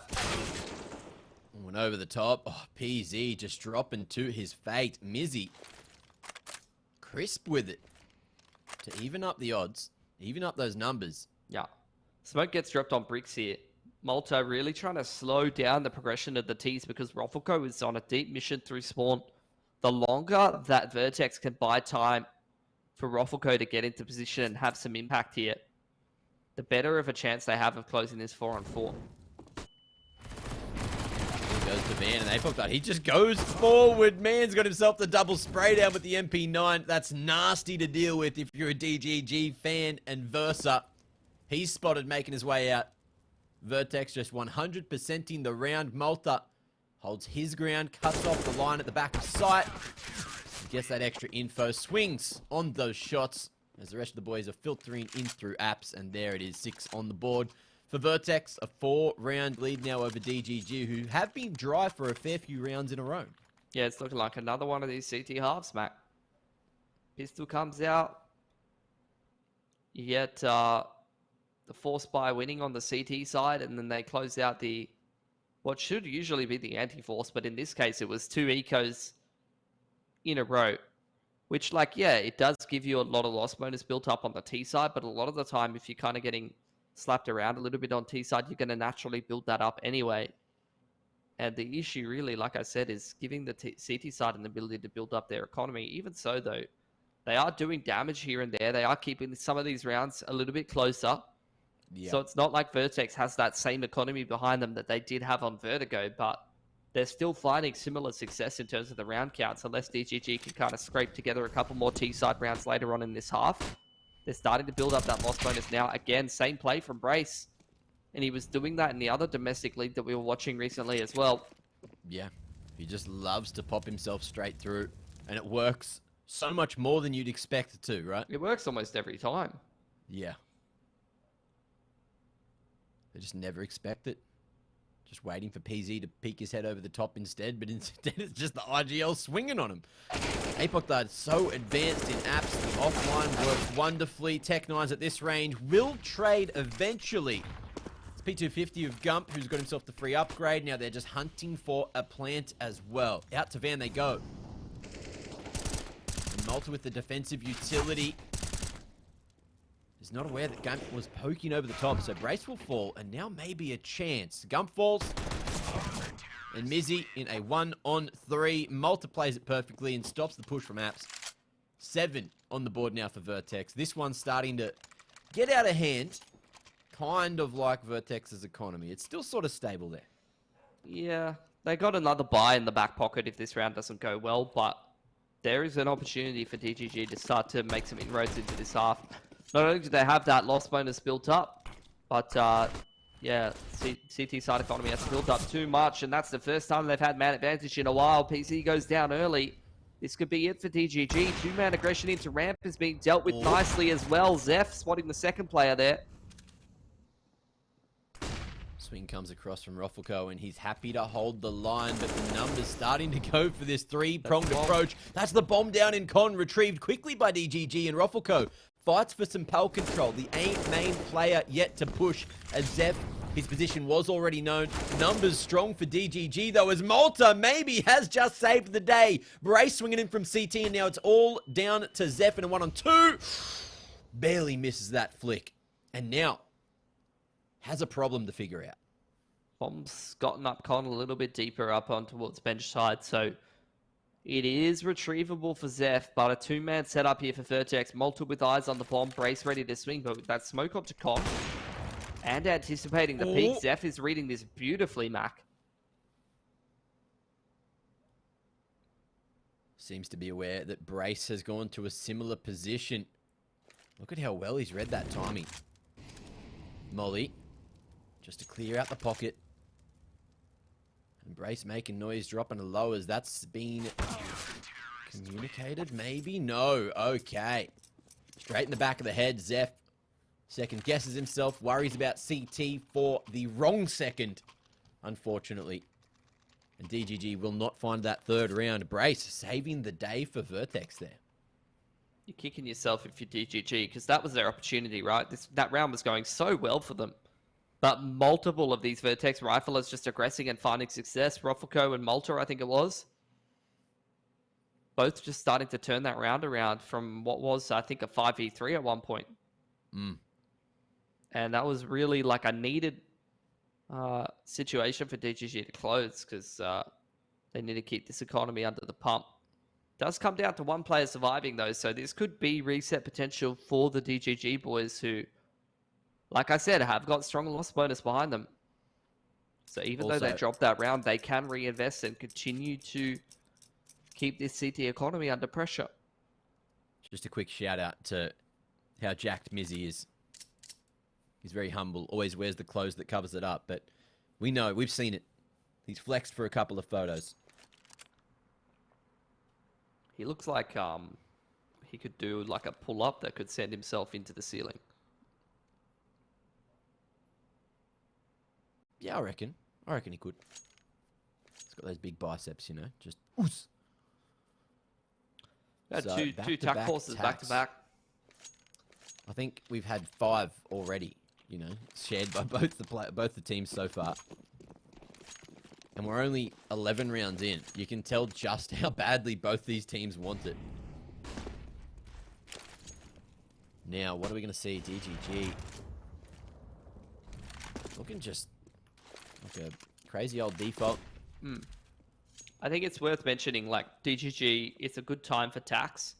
They are down 8-2, but I think that's a little misleading about how close this half is. They have a very real chance to go for some resets here and start to chip down that CT economy, and that's where they can start to win, you know, 1 for 2s, resetting the money. And that's where they could come back to like a, you know, 9-6 scoreline, even though it's 8-2 right now. But that round hasn't started well. Roffelco opening up the round onto Versa. At DGG, last time they had first pick, but not this time. Yeah, Versa just tries to go for that contact play all on his own, while A-Main was still smoked off.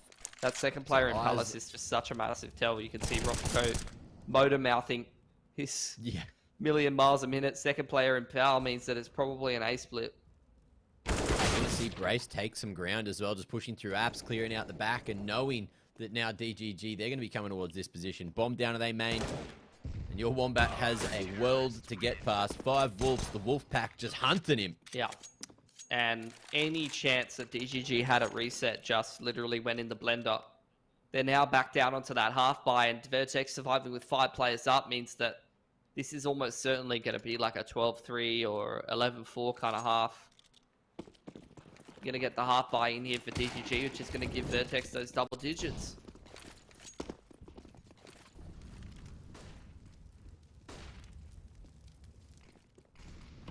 DGG not going to be going for that mid control, but just denying info with the top mid smoke. Vertex still playing around and finding that they have so much map control. Starting the edge, PZ nice and early over towards B. And expecting now that DGG might just go for this pop. So Vertex, they've already read this one. Flash onto the line. Nice little pop attempt. And Malta trying to create some extra distance. Apox can't see a thing, but he'll connect regardless. And PZ strikes 2. Wombat able to find himself a rifle here over towards short now. And gets another off the back of it. So maybe a chance for DGG. Malta flooding, wrapping around the site just in the nick of time. But Versa and Mizzy trying to figure out where they need to stand. Smoke fading here at empty, and Brace wins his fight. Malta gets the timing onto Versa, and it's relatively clean in the end for Vertex. 3 alive and 10 on the board. Double digits in the bag. And still 13-2. A scoreline that could be on the horizon here, Mitch. I don't know if I was just imagining things, but I swear to God, I saw Malta smile when he like jump spotted and saw 4 and started running away. Like, as a B-side anchor on Mirage myself, I don't think I've ever been amused that I'm about to get run out by, like, 4 Tech 9s. He's probably just like, you know, action, finally. They're coming. He's had some action in the mid-round. Speaking of which, again, aggression in the mid-round here. Brace, supported by Apoc, dart off of Cat. Has he picked the timing correctly? He has. Trigger discipline. He's hungry for more.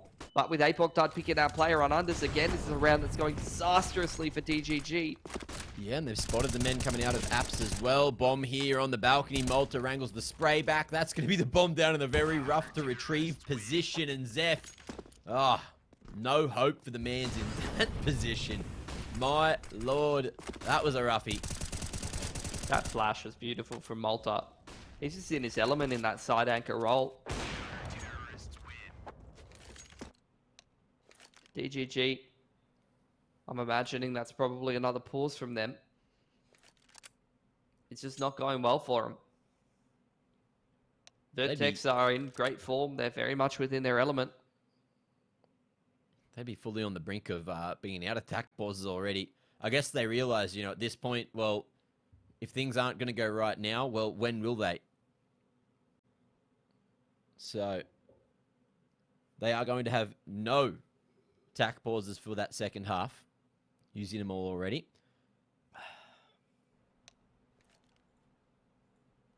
But I guess, look, if they realize that they're not getting too many more rounds here from this point in the first half, well, then the game could just be all over Red Rover in that second pretty quick.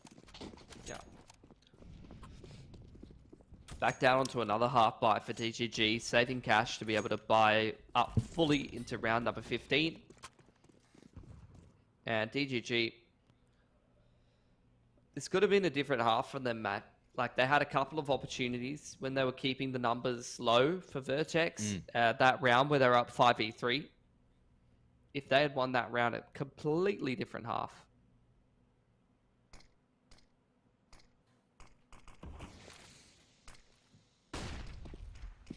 Let's see how this A split goes. Bomb solo towards A main.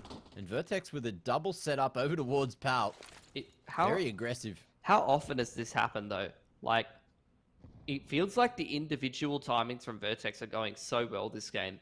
Like, they're just pushing and finding kills effortlessly. I'm really loving this double dark setup. I want to see how it goes when DGG walk into the trap. They've also got PZ starting to rotate across to maybe watch the top of balcony. But at least just be closer to trade in case this setup doesn't work as expected. Bomb starting to edge its way forward. Ruffleco on the offline. And he might be able to find this one. Crab walking Zeph. He's spotted the shoulder and it's enough to get the kill. But will they ever expect two men in this position? I don't think just so. Hitting the brakes. Not with PZ a ticket, right? No, not drawing all that extra attention. And Zeph, he's fallen. That's going to be the bomb on the ground. And Gump, he is only on a single digit. Lineups there. And Brace, the big brain, calling those positions. Has got them 12 already. Dealing with the pistol round easily. And DGG back onto the rifles. But at this point, final round of the half, it's 12-2. You're going to be 12-3 at best. Oh, how's that one going to feel for the mental of DGG? Not great. This is actually DGG's worst game of Mirage ever. Yeah? They have at minimum gotten, I think their worst scoreline is 12-16 on this map. Oh, Brace is in for 4 like it's absolutely nothing. And that's the half. Apoctard polishes it in about 30 seconds in round 15. 13-2 is going to be the scoreline at the half. Ridiculous scenes. Brace, he flashes. He stands there. And he kills 4 people. How are the trades not coming through? Something's going wrong in the DGG camp. Yeah, they're not playing well tonight. It's just the reality of it. Like, for anyone that doesn't watch the domestic scene as much, DGG's are a lot better of a team than this. This is definitely an off game for them. They're going to take a technical pause. And Wombat's left his PC, so... I have a theory. So I have a theory too. He's got a technical. He's actually going to go... Unplug Brace's PC. He's going to give Brace a piece of his mind and say, hey, what's going on? No, well, okay, we actually can see Brace is not getting verbally abused. I just want to see, like, the door swing open in the background. Yeah. But we can't see Wombat. He's just, like, on his stomach, like, crawling across the floor towards the power button. Okay. Is that what you reckon? He's going to sabotage? I think so. I think that's best. True. Especially considering that last round of the half from Brace. That was filthy, mate. But I've got a theory that, players must really want to go to the toilet at every halftime because we keep getting technicals and then multiple players continuously leaving their seats at these halftime breaks. So, there he is. He's back. I think there's room in the market for a product that could solve that issue. What would that be, Mitch? Oh, I don't know, Mac. May or may not exist already. Like I said, though, this is Like, not to talk down on DGG or anything like that, but this is literally DGG's by far worst game of Mirage ever.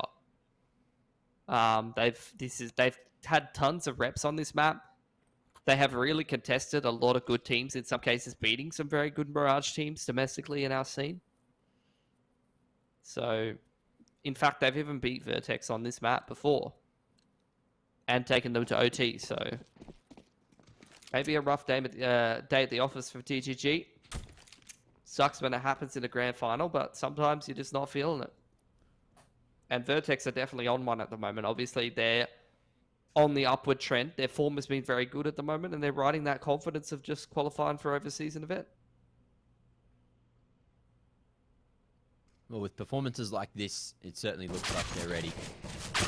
And Zeph, not going to get out of that one alive. Gump, similar fashion. He'll fall too. Anyone I was going to say a 5v3. It is looking a little rough. Wombat not expecting another man through the crawl space. And again, these pistol rounds are just dominant from Vertex. I mean, it's just a game, isn't it? Malta's having such a good time. That's the thing. Like, I reckon Malta's like a little bit sadistic or something because, like, oh, sorry, not sadistic, like masochistic. Because, like, when I saw him anchoring B and then they were running at him with Tech 9s, he was, like, smiling to himself. Like, what's wrong with you, bro? No one enjoys that. Just keeping the mood light, you know? I was always, like, peak stressed, you know? Whenever that happened.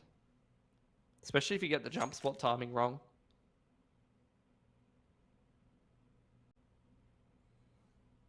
Vertex, well aware that DGG running out of options here.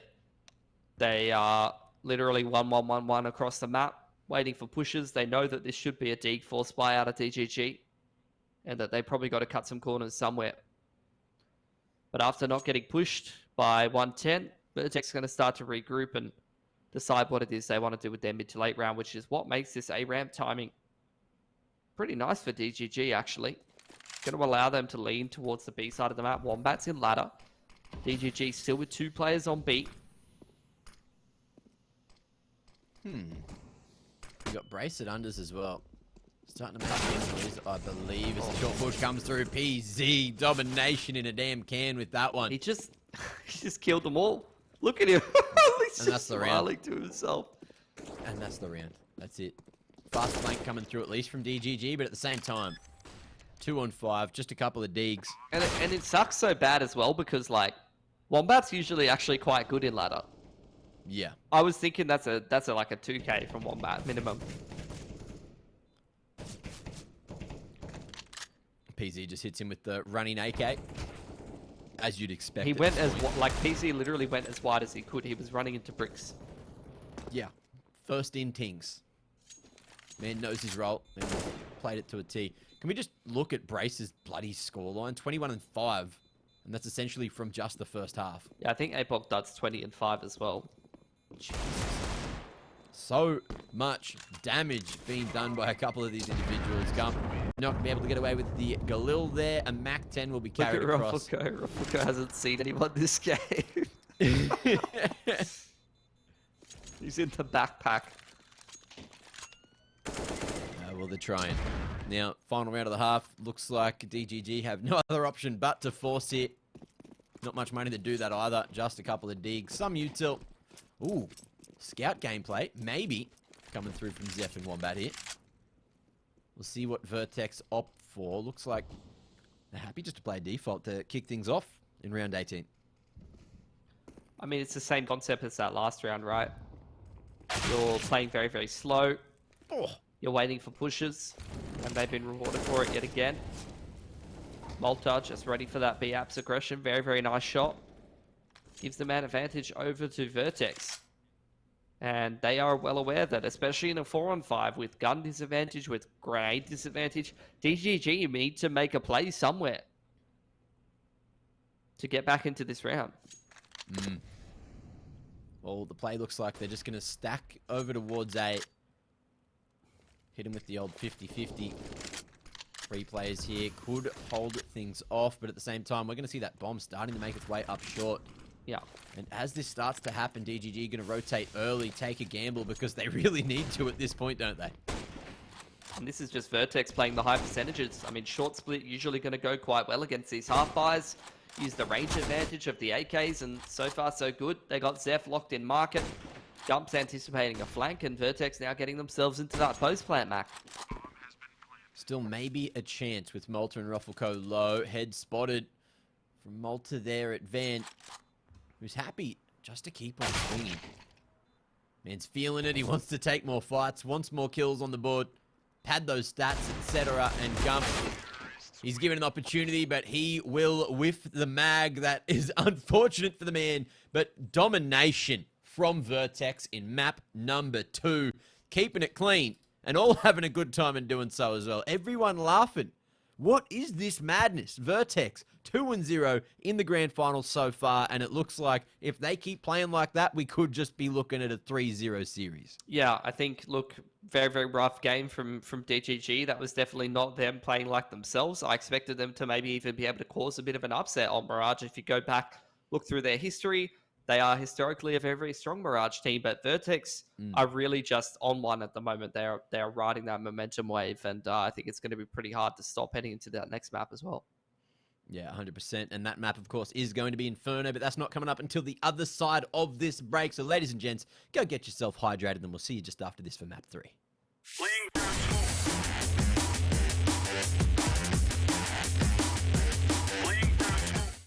Lag can be the difference between life and death. Switch to Orcon's Fiber Pro and Power on an 18-month plan and get this Razer gaming setup worth over $1,000 for free. Orcon for the win. The Tarnished will soon return.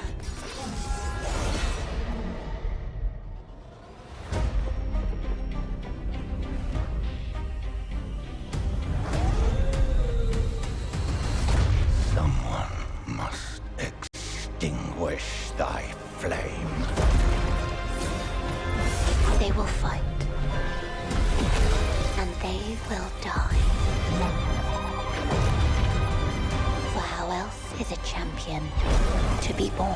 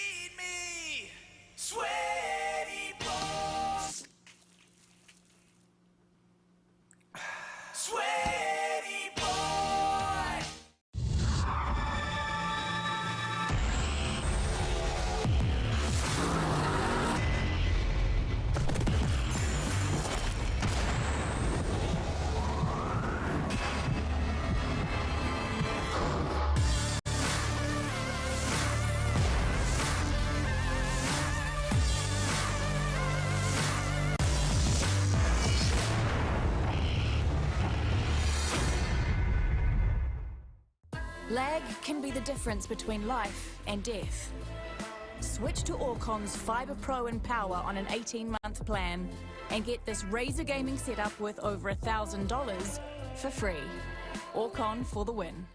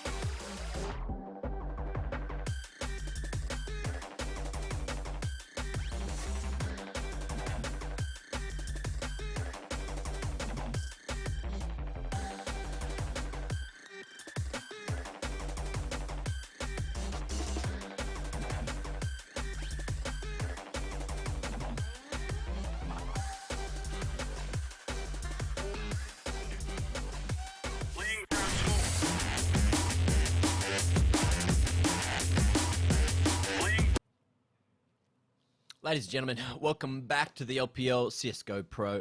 And my lord, this grand final, it is going quick, smart. 2 maps, feeling like 1.5 because there wasn't too much of that second half on Mirage, was it? Yeah, not really. I mean, that was such a dominant game for Vertex. In fact, that might have been one of their better games ever, to be honest. They've always been a decent team, but to see them just put on display individually how much they can outskill the other team, both on like I said, on the individual skill basis, but also their team cohesion and just the way that they were navigating a lot of those rounds. Everything was just super on point, and they just absolutely smashed out Mirage. So now moving on to Inferno, it's currently a map that Vertex has a 100% win rate. They haven't lost one in the last 3 months. So let's see if DGG can break that streak and break their dry streak in this series as well. Yeah, I really hope they do. I want this to be a 3-0 just because Vertex, I like the idea of them showing so much dominance considering they are going to be going international soon. But at the same time, entertainment-wise, I would like DGG to hit back at least for one map. And Inferno, it's a good place to do it. I've seen so many clips from Mizzy from Versa on this map, from old iterations of the rosters they've played on. Mizzy in particular, I remember we dubbed him the King of Banana for a while because he was almost, unbeatable when he's on that CT side. I think in general, Mizzy is a lot better of a CT side player. Obviously, you have to kind of take a little bit away from your own individual game if you're like the IGL on that T side. You're usually kind of focusing on the bigger picture, but Mizzy, there's definitely a lot of positions where this man can really excel on the CT side, like Ancient, picking up mid and taking duels. This guy can be exceedingly sharp and just take over a game by himself. So, look, that could be a big boon for DGG if they can finally get comfortable in the first couple of rounds and not get their economy just thrown in the blender in the first 4 or 5 rounds. Then maybe they can give themselves a better chance because they've just had absolutely shocking starts to a lot of these halves. Like almost every half, they've had the worst possible start. Well, I know we are currently waiting for Brace to get back to his PC. I dare say he's just stretching out that wrist because he was 24-5 or 24-6 or something at the end of that second map. This man, he's fragging up a storm, and he's also doing a lot of the calling. So that I believe, a lot of that pressure for at least the mid-round, having Malta and Apoc Dud in this lineup now, I swear that must be the key to him, starting to pick up in his fragging ability, because a while ago when he was just doing a lot of the calling, a lot of that micromanagement, the man wasn't, a key fragger, a sort of star fragger in this lineup. It was more the PZs, the Rothicos, the Addicts that were doing that. But now, Brace is putting his hand up just when it matters, right? No, absolutely. He's been unleashed since Malta came onto the roster. I don't think that is like a coincidence by any stretch of the imagination. He's someone who used to have like pretty weak fragging output overall, especially in regards to the rest of his team. But I think since Malta came into this roster, not only have we seen Brace have monstrous games, but we've also seen Vertex go from a team where I felt like Rothilco almost every series they had success was like their strongest player by far, and then PZ might like be kind of up there as well, to like not even just one player is a standout. Like literally all 5 of them are all having good maps and good halves and are pretty close in terms of their rating overall across the board. There's just so many things you could talk about when it comes to these teams. I remember, when Wombat was playing for Vertex for a little while, I believe that was when Rothilco was sort of out of the picture. They were doing a lot of work, especially on Inferno. We did a lot of like high quality analysis on their gameplay as well. So it's good to see that they're going toe to toe for now. But of course, ladies and gents, that is going to be it for the pre-map. We do have to go to another quick break before that third map, so don't go anywhere. We'll be back in a minute with that.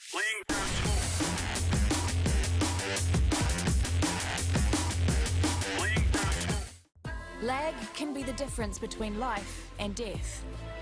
Switch to Orcon's Fiber Pro and Power on an 18-month plan and get this Razer gaming setup worth over $1,000 for free.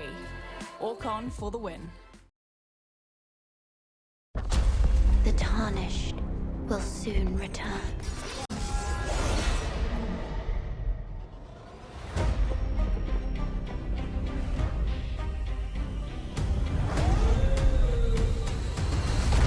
Someone must extinguish thy flame. They will fight. And they will die. For how else is a champion to be born?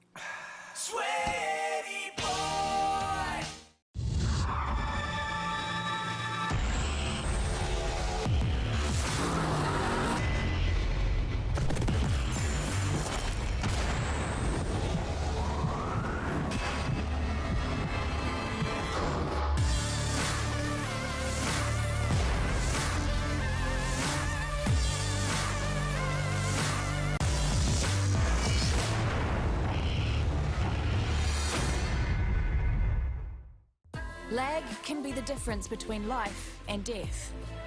Switch to Orcon's Fibre Pro and Power on an 18-month plan and get this Razer gaming setup worth over $1,000 for free. Orcon for the win.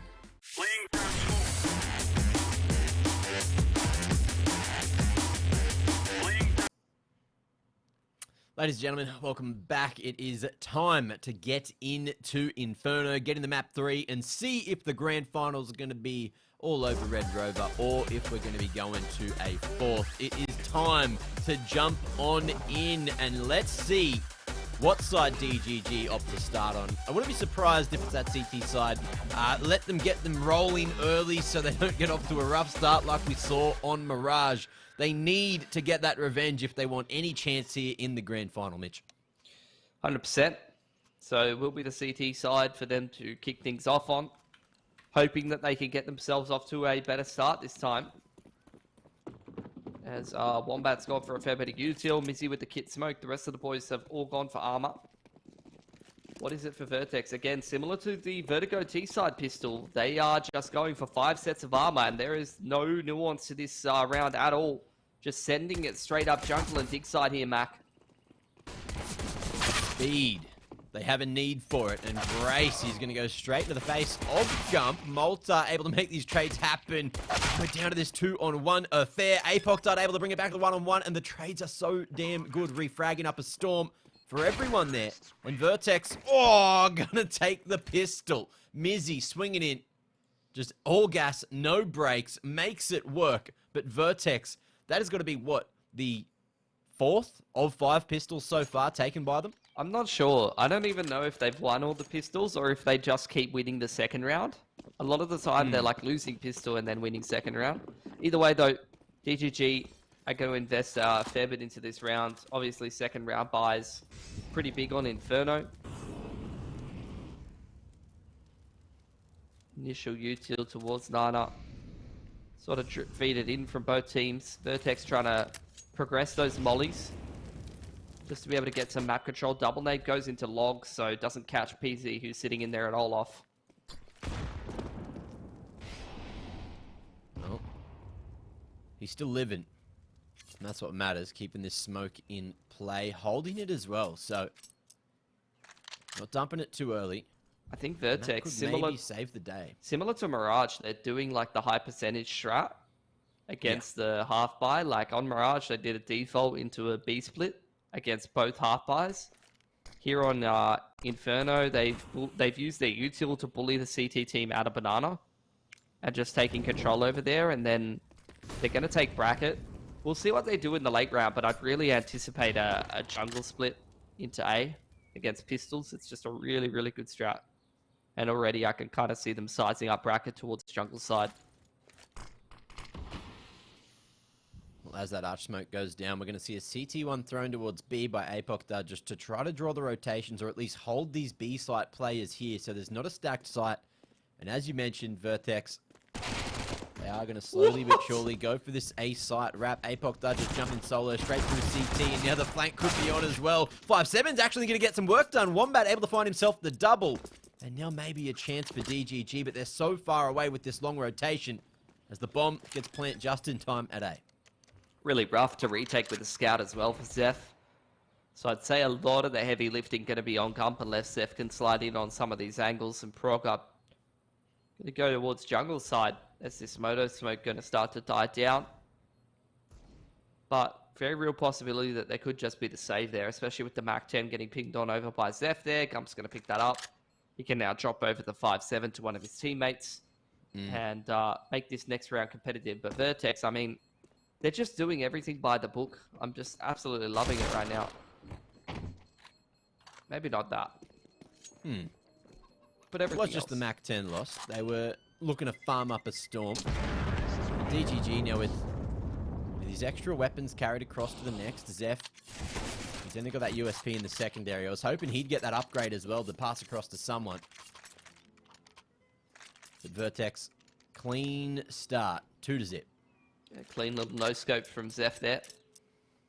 There it is, 5-7, dropped over to one of the teammates. Got the Mac 10 for Gump, still got the Scout for Zeph. So a couple of weapons that could do damage in this round before DGG buy up into round number 4. And Vertex again, just pretty by the book. Same util into Banana, Molotov onto Car, Molly into main with an HE nade following it up. And looks like they're going to go very fast into B this time. Mizzy, wait for those flashes to pop. Finds one with the 5-7, but going forward falls to Brace, and he won't buy too much time for the rest of DGG to rotate in. But the numbers with a 4-on-4 means there's still a chance. Yeah. Issue is that this flash is on Gump and he's on the other side of the map, so yeah, going to be a little bit harder to get that nice flash timing and scale and decide if you don't have it available to you. Well, Versa making some noise, just trying to draw this attention over. And it looks like it's just going to be exits. You can see Gumpy's happy just to tuck there towards T-stairs. Find as much damage as possible. PZ, crab walking up a storm to find himself the double. And Versa, a tap on the noggin of Rufflecoat. Not going to be enough to finish him off. Some more chip damage done. As that bomb explodes, okay. Rufflecoat will fall, so that's one more rifle taken out of the hands of the T's. But still, there's 3 rounds on the board already for Vertex. Yeah, 3 alive in that round as well. That was good stuff from Vertex, though. You had that Molly and HE nade into main that I was talking about. And then they just went off that Nana timing really, really fast. Like, very, very snappy timing from them. They make it look like the same default that they've been running, but they went into that B side with very, very, very quick. This is a nice timing peak from Zeph.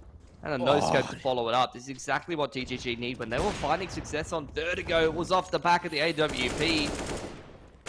Very, very expensive shotgun. And Ruffleco is going to suffer the same fate. Zeph good for 3 already. A great individual round. But Vertex, they've still got 2 players remaining. One of which is Malta. And the man, he loves apartments. We had a chit-chat about it earlier.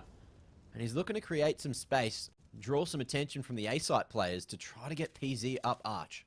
Yeah, PZ trying to take matters into his own hands, see if he can catch that jungle player slipping a little bit. Malta, after creating some pressure on Carp, but starting to walk up dig side, covered by PZ, who's posted on that pit player, waiting for him to peek. Flash goes over balcony, but doesn't quite catch those players in the crossfire. And look, Zeph starts off that round absolutely beautifully, and it's shut down by that pit site crossfire. So DGG finally get themselves on the board early on. Let's see if they can stay that way. 4 alive. They've done a fair bit of damage in previous rounds. This has set themselves up for the reset, and actually already they're putting a lot of pressure on Vertex's economy. Only one of them can buy up an AK, the rest down to pistols and util. This is a good opportunity for DGG to make this early couple of rounds competitive and start to get rolling here. Well, DGG. Early banana util just to take full control. Zeph, smoke molly nade to play with, so he's happy just to hold the advanced line and then drop some extra util if Vertex try to retake. So should just be everyone's sitting around for another 30 seconds or so before anything really happens. Vertex looking to take bracket first. Yeah. Rufflecoat throws Malta all of his utility. Malta uses it to take brackets control and set Rufflecoat up onto that dig side line, but Malta's got the bomb here, so not feeling comfortable enough to go for that lurk up into jungle that I think he wanted to go for. Pop flash onto the line, puts Rufflecoat under a lot of pressure, and Wombat capitalizes. But in the meanwhile, Vertex have found a great timing to get into B. Mizzy is behind the 8 ball, he's all the way deep in spawn, and that's an AWP picked up for PZ. Just sprinting his way over towards the coffin. Can he hold it down? Bomb not tapped just yet, just waiting for the timing to swing. Apoc dart in a rough position, and the molly!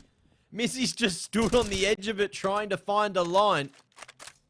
And that's allowed Vertex to get this plant secured. Double dark setup. And another smoke refreshed here. But Vertex not wanting to get trapped in the corner. So deciding both to face here at the back of site as well as brace.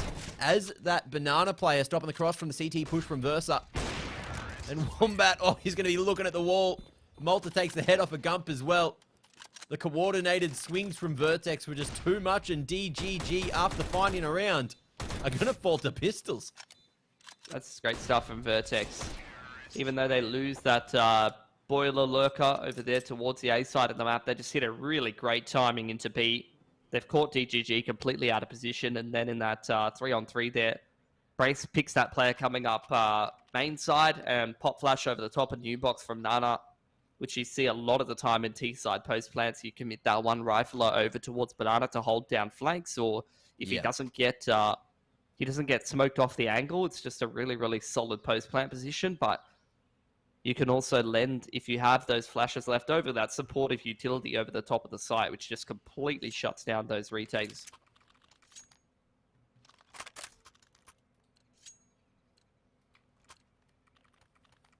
Well, into round 6 we go. And DGG forcing in. Trying to knock back and make sure Vertex's economy doesn't get too out of hand. And they realize they really need these rounds. Zeph, he's going to go into that second mid line, but he's heard that step. Thought someone might have been a bit closer. Util not looking too hot for DGG heading into this round. They're kind of trickling it in there little by little. PZ posted up on a bit more of a passive line, but starting to get disrupted by utility now. They're going to burn that smoke to put out the Molotov, and it looks like it's a bit of a standoff. Trading utility back and forth here. That pop flash onto half wall is fantastic for Vertex. Gets them that man advantage.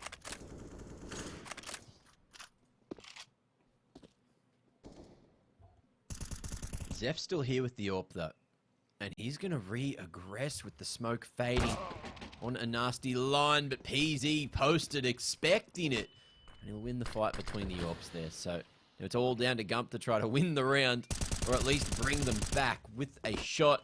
Great patience, hitting those brakes, waiting for the rest of the util to flurry through. And DGG, they've gone aggressive down mid, so we are going to see a fast flank start to come through. Wombat connecting through the smoke, starting to thin the numbers of Vertex. Malta. And Malta locks it down. They're picking up that flank. Vertex looking very much in control. You saw even that early CT smoke in from them that they didn't commit in on for the first 5 to 10 seconds. They're anticipating those swings through the CT smoke, or even like the flashes off of that tree wall. Yeah. The re-aggros. It's just very, very measured, 100%y kind of Counter-Strike from Vertex. Not rushing things. Just working the map very, very well. They're being rewarded for it. Now they're going to be up 5-1. And on top of that, I mean, with only 2 guns saved over for DGG, this is probably going to have to be like pistol armor. Been a while since I saw someone ring the bell.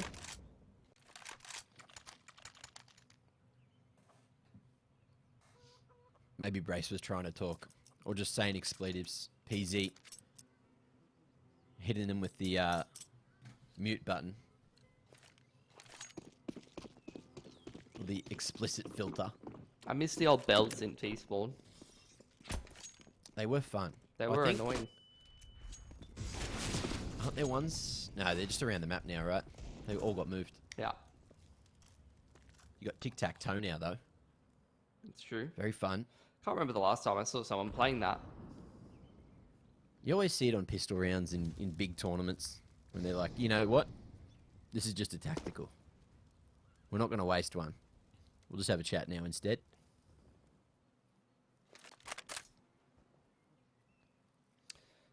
Maybe we'll see some tic-tac-toe action at the major. Oh. Seems like the place for it. Oh, that nade stack. Glorious. And Gump, even on low HP, still goes forward for 1. Let's see if this can turn the tide for DGG. Yeah. Vertex sizing up this A side though, Mac. 2 players over here, but neither of them with too threatening of weapons. Brace picking up a pick over towards B. And a second almost certainly means that the bomb's going to be in tow. And you've got Malta on that lurk over towards jungle side as well. Got those A players in check, well and truly. Vertex are all over this one yet again. Those headphones are working. Malta repositions just to cut off that rotation. And Gump, he is happy as Larry just to keep that gun alive. On 2 HP, Versa hunting for something. But Vertex just making all the right calls, making all the right moves, hitting all the right damn shots, and that's going to be a 6-1 affair already. Off to a cracker of a T side.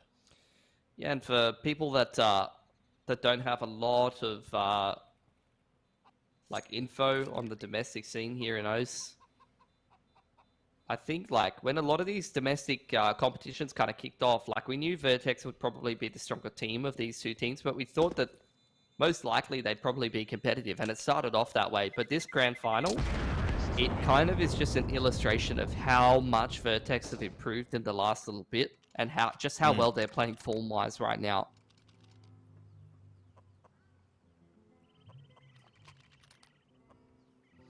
I think it's like frustrating for DGG, right? Because they probably thought what we thought as well, that they were in with a very good shot. They were probably practicing for this one. But things just not going their way. It's all those little one-on-one fights where Vertex just seem to be playing off the tendencies so damn perfectly. And again, there's one. Knowing Zeph might have been down towards that second mid line. No one helping him. No one spotting T-stairs. And it's that free peek from PZ. And just like that, they're just going to go into the A-Rat. Versus found a pick in the meanwhile, though. Vertex starting to scale into CT spawn. Busy trying to keep that one under check, but he's getting aim punch because he keeps copping bullets through the wall into his head.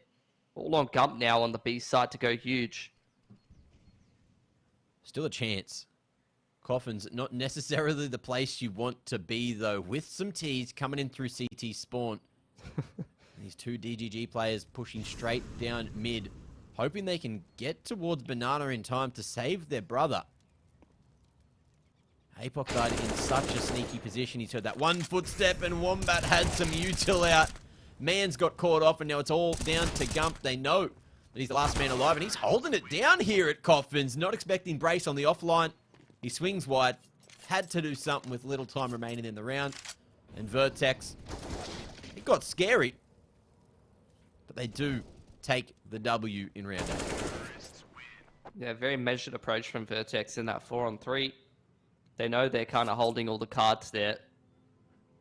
Just waiting for DGG to make more mistakes, giving themselves enough rope to hang themselves with. Holding on to CT spawn control, and then obviously Apoc dart on that off angle towards car that we see people play quite often. DGG going to take another tack pause.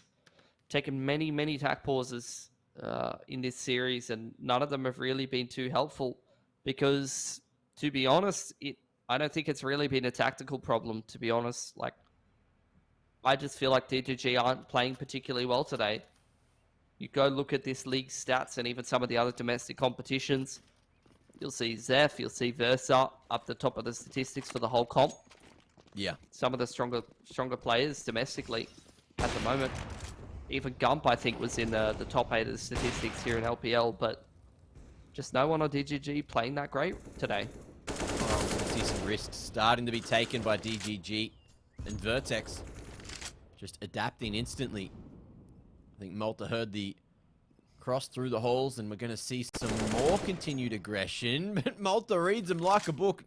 Versa may have made a step there. I didn't hear it. And Malta's just going to throw this util now to get out in the pit if he wants. He's got Zeph right under him, but he's only got the AWP. It works. And just like that, we're down to a 3-on-3. They know the position of the final player here at A.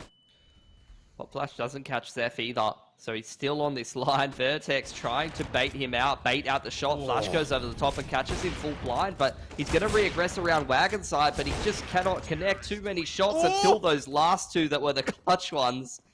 Misses all the easier ones and hits the hard ones. 2 back-to-back. Mizzy comes in from the side as well to clean up.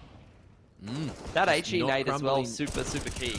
Like, that just slows the T's down just enough for Zeph to be able to have enough space to get those 2 shots off. Okay, Mitch, so talk to me. Zeph, every round he gets a 3k, DGG get a round. Yeah, I've noticed that as well. I picked that one up. Zeph shoots people with the AWP and you win rounds. Yeah. So, seems to be a win condition, which is not something you want to rely on. You could also see it as individual performance definitely mattering, But at the moment, DGG, as you mentioned, feeling a little rough. Versa looked pretty good in the last 2 maps, but something seems to not be hitting here. Did he look good? Oh, I think his aim looked good. It's minus 17 for the series. I don't think anyone on DG, no one, like their best player is going -8 this series. That is it's not a good day at the office. Like, I'm not going to sugarcoat it for DGG because, like I said, they're actually a lot better of a team than this. But I think anyone's going to be going negative on the rough side of the coin when you got 2 players on Vertex, like 24 and 5 or whatever it was on Mirage. Mirage was a write-off. Like, I'm not even looking so much at Mirage as much as I'm looking at Vertigo, which... Yeah. Yeah. Ooh, okay. A chance now. Wombat bringing it back to that 3-on-3. Zep is dead, though, so Vertex should win the round. We'll see what Mizzy can do. Okay. The curse may be broken. But PZ, 25 seconds to play with. Taps it. Boost up over the top, and Wombat finds a line. There you go. DGG on the board with another. Missy's just gotten away with a robbery, mate. Yeah. Just that fadeaway kills, couple of them. With the shift walk back through the smoke. That's broken their money as well. That's massive. 3-7 here, Mitch. Is 8 rounds on the CT side of Inferno in this day and age enough to take a dub? I don't, with how Vertex has played CT side this series, I don't think it is. Okay. I think you need like 14. Vertex has just been putting up the wall, mate. They really have. The concrete, the bricks. You heard it the other day. Roffelcoat. He is a bit of a bricky. Oh. As well to buy some space for Zeph there, as there's a bit more action happening over towards the dig side of things. Zeph trying to connect in through that top of default. But Vertex, they now have this site control. Bomb going to be planted at the back. Nice and safe, nice and tucked away. Oh, and Malta my with God. the AK hits a nasty one tap to even things up. But now Brace, he's had a few sneaky clutches so far. Let's see if he can do this one again. Gump starting to make his way in through apartments, and he could be there to trade. Swinging out, swinging wide. It's good enough to get a 4th for DGG. Or retrieved. It's good damage, though, Crazy from round. Vertex, considering what they put into that round. They get the bomb plan as well. 1 hero rifle and pistol armor. Yeah. They bring it all the way down to 1 player surviving, so as DGG reduce their loss bonus, they also are going to have to empty their bank accounts, and that's never a good combination. Going to potentially put yourself into reset territory pretty quickly here, DGG.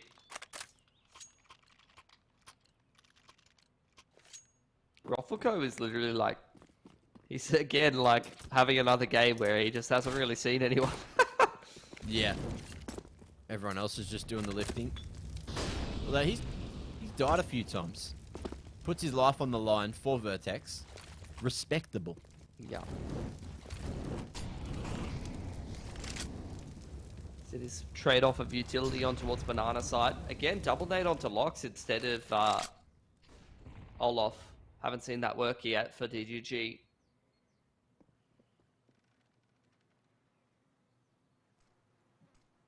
Let's see if Apok Thud can sweep this one up in the room. Smoke invested just to try There to you go, survive, and it is Roffelco. going to be the speed up over towards Dig. Roffelco with that double. You were hoping he was looking for 3rd entry found. This round is his. He heard us talking smack about him. Maybe he just said, look, it's my turn. Let's go. Flash me in. Let's go. Straight up Dig. 1-pronged attack. Beautiful.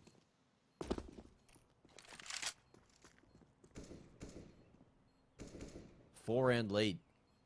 Majority for the first half found. I mean, it's going to be probably more than that because this is like the reset round, right? It's 1900 loss bonus. Zeph's Yeah. saving 1. Versus going to have 3k. Missy's going to have like 2.7 or whatever. And they can drop 1 rifle. Do you buy here as DGG? Such a weird position to be in. Yeah. Looks odd. Oh, we're missing some players. I think We really Brace. Okay, we know whose house does not have internet right now. Brace and Wombat are missing, I think. What's going on? Something's happened. But they're both on the webcams, or at least Brace is here on the webcams. Will, he's there too. It's a bit weird. Something odd's going on. Either way, yes, technical pause. Because there's only 8 players in the server. Can I just point out, Zeph is looking a little bit like Jesus with that beard going on, isn't he? Just that, you know, under-chin affair. Everyone back. Game's live. I was thinking more like Guybrush Threepwood. Like what? You never played Monkey Island, did you? No, I did not. Yeah, I'm going to send you the name of the character and you look it up and you tell me what you think, alright? Okay. Shoot. Because, you know, this is just a save round, so I can handle this one, Mac. Zeph's obviously got the hero orb. But he's been pushed off the line by the molly. And DGG just 4-man stacking A with the AWP on B. I don't think it's a bad approach, honestly. Definitely work out. He really does have that vibe going on, doesn't he? Yeah, get him in some pirate clothes, mate. Yeah. That's content. Well, let's see if the saved weaponry is going to be enough to neck around. And, oh, Gump, he's hungry. He's pushing.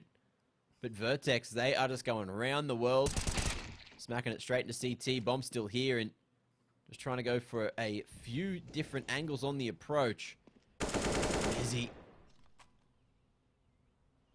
He'll fall, and things just go from bad to worse now. Gump, he's just getting on the aggressive. Yeah. And with this apps control, they might be able to stop the bomb from being planted, depending on this timing. Has Apoc done spotted? I don't think he has. Yeah, that's a bit of a misread, unfortunately. Gump still has an opportunity here, maybe, Mac. He knows that Gump has to be somewhere, and that's the issue. Smoking the end of apps, but the timing favors Gump this time. And he's going to be trying to send it straight up dig. So in the 2-on-2, DGG, they have a hope. It's like both of the players with guns, and the plant was delayed for quite a long time, but do you expect this off angle if you're Zeph? Might not have to. Do you get that trade back now? It's just on PZ, deep in the site here. Absolutely ridiculous for it to work out like that. I thought Gump was saved. But Zeph, he's opted for the M4 instead. PZ close range. He's trying to feel it. The repeat from Zeph gets punished by the spray. Being held by PZ. And there you have it. Vertex on for a 9th. The economy takes a chunk of damage. But at the same time, there's not too many rounds remaining. Honestly, I thought he had that. That was great movement in that clutch. I think he probably peaked that as well as he could. But PZ just holds down the pre-fire. Yeah. From the top of the box. Really could have gone either way. Good effort from DGG. They've done a lot of damage to the economy in that round. Progression utility up. Banana and Gump looking to take the fight. The flash is a little late, but they still find the man advantage here, DGG, and they've safely got that smoke onto the choke point. Ooh, big gaping hole behind it, though. I think DGG are aware, but are they going to expect this aggression from Brace? He's been flashed onto the line. Beautiful counter util from Wombat to set Gump up. And now in a 3-on-5. It's a slow wrap. Malta timing through archers and just trying to find where Wombat's gone. He slipped the net. Oh, Malta just winning this round, but it's the anti-timing. Wombat's all over that one. Just worried about that swing through CT. The other 2 players here still on B. Trying to figure out exactly where PZ and Roffelco are approaching from. PZ don't miss those ones. And the CT smoke. Oh! Might have been enough, but the nade from Wombat finishes what Gump starts. And Roffelco, now's his chance in a 1-on-4 to get a few more kills on the board.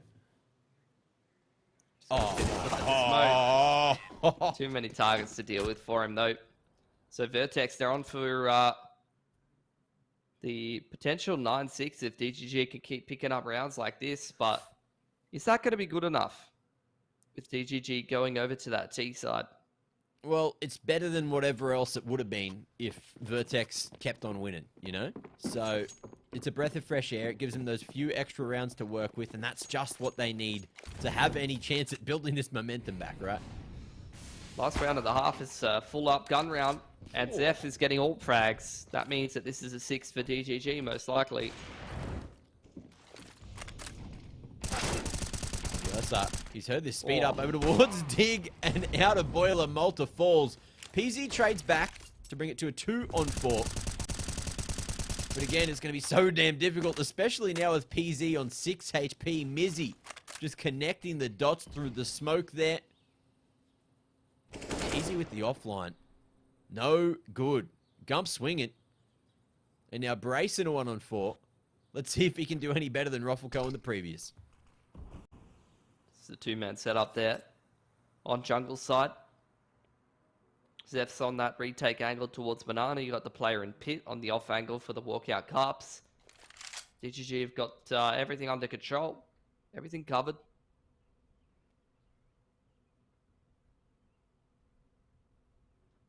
The lineup.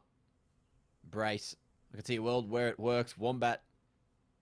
Close to Dig, and it's all going to come to the timing. One shot found, but it's not enough for the round. DGG. 6-9 at the half, and maybe a chance, maybe a shot in this second half. Vertex are 7 rounds away from taking the championship. This looked like a very good day at the office for Vertex. Playing some of their most dominant and solid Counter-Strike that you've seen from them, maybe ever. Going to switch over to CT now. They have been absolutely destroying on CT side all night long. They're going to go for some mid aggression here. Ooh. Is it the answer? Zeph, there goes one set of util, and now the Xy's that much harder. Nade. Tickle and Mizzy. He's going to be tucked away at the logs for now. Wombat, back-to-back headshots, but he hasn't finished off Apogda just yet. That's going to be done by Mizzy. And the strength in numbers approach, all grouped up here towards the bottom of mid, has started to work out for DGG. B site, only Malta here. He's got a smoke though. Throw that on the choke point. PZ's made the mid-round push all the way through apartments, so he can basically cut the map in half, which allows Brace to actually rotate and help out Malta here. It's doable for Vertex, but it's not going to be easy. Playing the pixel line, but jumping in back with Mizzy. He's beat that smoke perfectly. Brace, he was already low, so the molly's going to burn him to a crisp, and now it's all down to PZ to get anything done. Coming up, Banana. Whoa. Missed opportunity onto Wombat and DGG. They're going to play this one together. I say that, and Gump swings solo, but he wins it, so it works. And that's 7 on the board. DGG with that T-side pistol. Again, as you mentioned, Mitch, better than gold. Yeah, they got to close this second round, though. This is kind of where they've been falling apart a little bit so far in this series.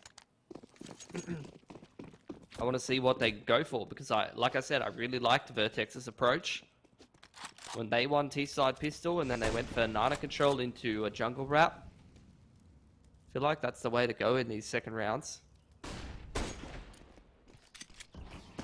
But they've been shut out of Banana pretty early on here.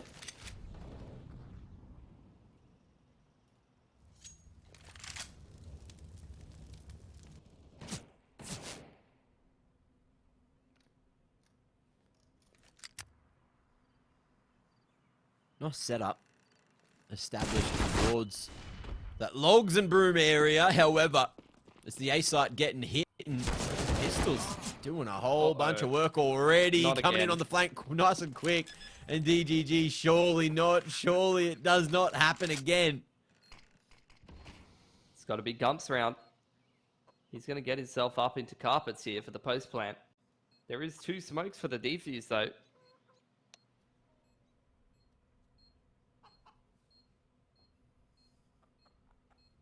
Wombat. Going to be mollied into the open now. And Apoc Thud strikes as well. DGG, their worst fears are coming true at the moment. Gump trying to find the line. He'll take one off the bomb. It looks like he's playing the time. He might have just done it. He might have already secured the round, which is great for DGG, but maybe not for the economy. Vertex keeping 2 of these rifles alive, which means this third round of the half is still damn scary. Yeah, I mean, this is where you can have the multiple pistols dropped over. You take 5 guns off the T-side team, and you've also got 2 hero rifles into this round.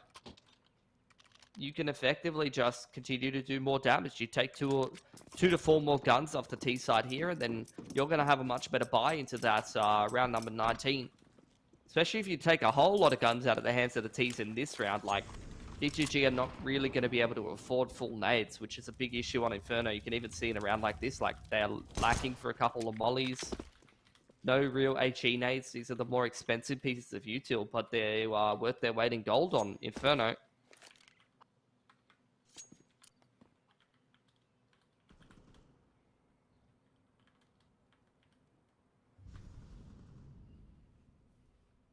Well, apps control seems to be a key thing DGG are hunting for, which is also kind of dangerous, right? You know, going up against what could have been this force buy, could have been these extra pistols. The short range angles here could have been abused, but Vertex, they are worried about bracket, and it seems we're going to see the flashes out, the rapid dig, and Brace hold strong for a single. Numbers going to be thin, though. Good couple of entries. Mizzy feeling it, and the A-site defense is torn the hell apart. Malta with a P250 looking to save the day. 2-tap on a Mizzy's looking pretty nasty. Yeah. If he gets one more here, it's going to cause some real problems for DGG's money. Already they've dropped 2. Really can't afford the 3rd here early on, especially dropping 5 players in the last, but Malta honestly might just consider saving this AK hit. Man's hungry. He's getting some exits, but just approaching it from Freezer instead. The full wraparound, and Gump is none the wise up. Man has no spidey senses today. And Malta wanted more, so happy with that. Now knowing the economy's all over the damn place. AK retrieved, thinking, yes, one of these extra Ts could potentially need that upgrade. And Zep has gone down to the bomb, so things just go horrendously. Look at this, 4.1 on some of the richer players here on the T side with only 1 gun kept over. Only Wombat and Versa can get full util here, unless you want to go down to a Galil or a Mac 10. Tac pause in here. This is where you say, look, we won the round, and you just focus on the positives to try to keep the mental strong, because that economy is paper thin. It's frustrating though, you know, because in these early on rounds on the T side, you usually want to, you don't want to be going towards the set plays or the hard reads really, unless you're like relying on demo prep or something like that, or you're very familiar with the opponent. Like these earlier rounds, you usually want to be running your default protocols. You want to be kind of working the map, feeling out the opponent. But when you get, like when you tank your money so hard early on and you drop 1 million guns over, it's a little bit harder to like run these more default strats. At least this time they've gone down to a couple of Galils, which just shows you how important util is on Inferno here. They're preferring over the AKs, they're preferring these Molotovs, they're preferring these HE nades. Yeah.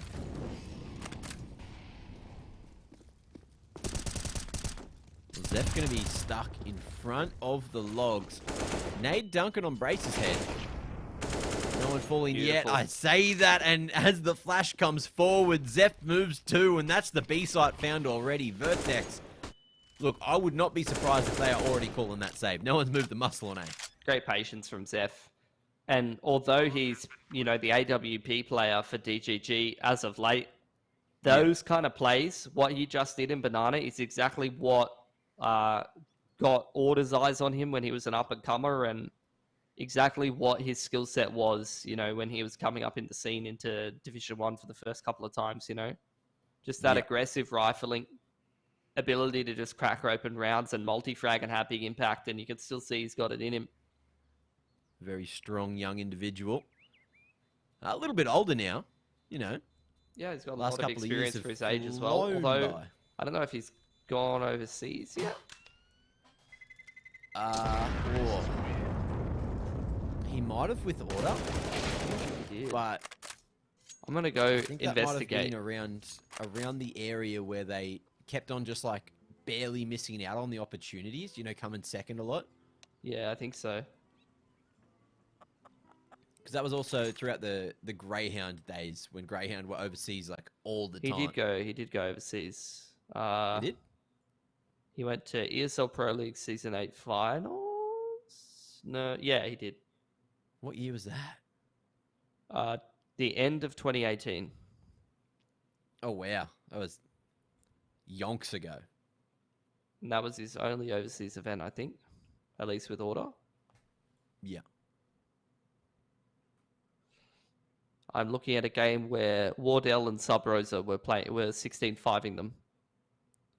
Those guys don't even play CS anymore. In fact, I don't think a single, unless Koosters come back to CS, I think they literally are playing against 5 Valorant players. Was that CLG? Ghost.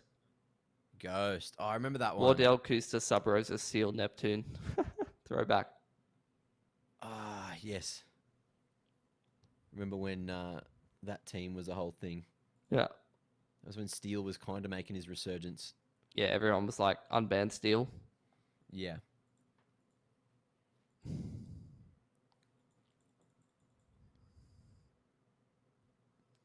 To be fair, if you looked at like a lot of the NA teams now from back then, yeah, I know, or at least the players, I do. I've 90% done that a of them couple would of be just times. in Val. I've done that a couple of times. Just like, yep, he doesn't play CS anymore.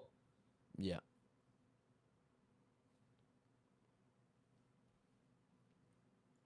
Anyway, quick, what I'm assuming is a technical, because it's gone for a little while now. That was a big round for DGG, though. Like, that might have just put them in pole position to win this map, especially if they can close this round out. Yeah. That's big double entry for Zeph. Insta forces the save. Starts to chip down the economy a little bit, but not only that, it builds up this T-side economy so they can continue to try to contest in here. And Zeph just playing with the confidence right now. Yeah, man, just getting right up in Vertex's face. He's in the smoke, and there's a flash surely coming shortly. Zeph, he's gone straight under Malta to find the entry and brace now. He knows it. Okay, able to at least trade that back to bring it to the 4-on-4. Molly dropped, and hoping that there is going to be the push through. There will be. Easy.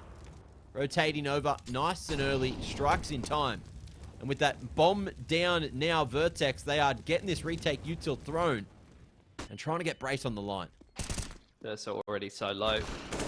Instant 1B to the head, but Wombat still fighting for this round.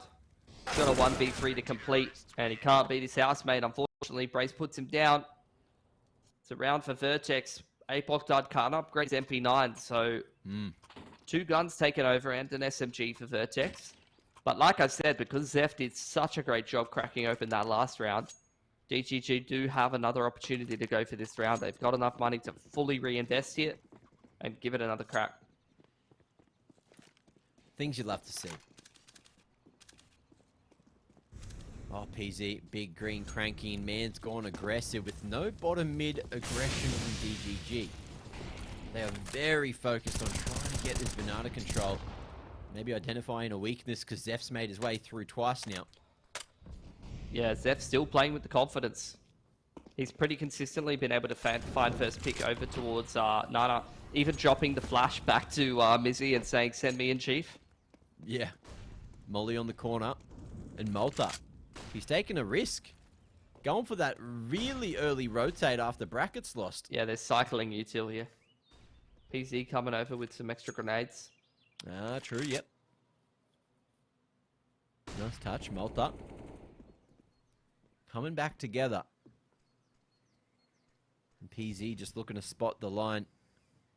Malta, no more util remaining. I believe he used the flash to get PZ all tucked away here.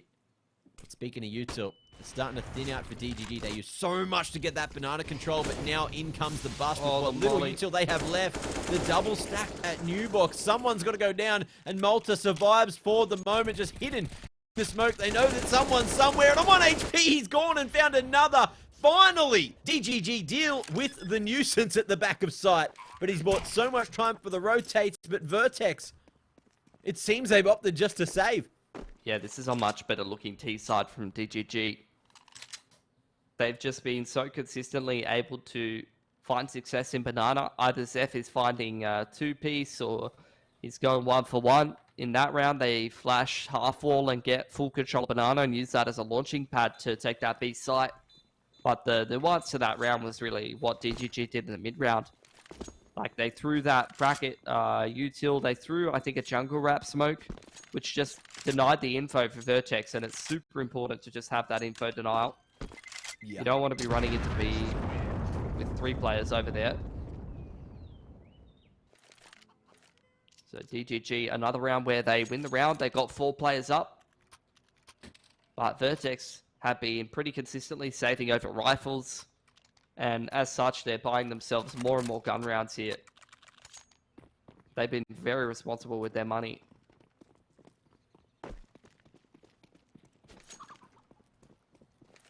Let's see if anything goes differently towards Banana this time. DGG hungry for a map win. Hungry to prove their value here in the grand final. And PZ tries to shut him down at mid, close range, AWP. It takes a whole lot of confidence, and the man's got it out the wazoo. Gump able to trade as Rufflecoat runs forward with the man advantage. So things could swing back for DGG here. Yeah, meeting up in the middle of the map. 2-on-4 is going to be difficult, no doubt about it. Wouldn't be surprised to see them head towards the small site, but they're actually going to split up. Gump going to see if he can work a pick over towards bracket side or find a bit of a timing here. Mizzy going to apply some pressure to beat.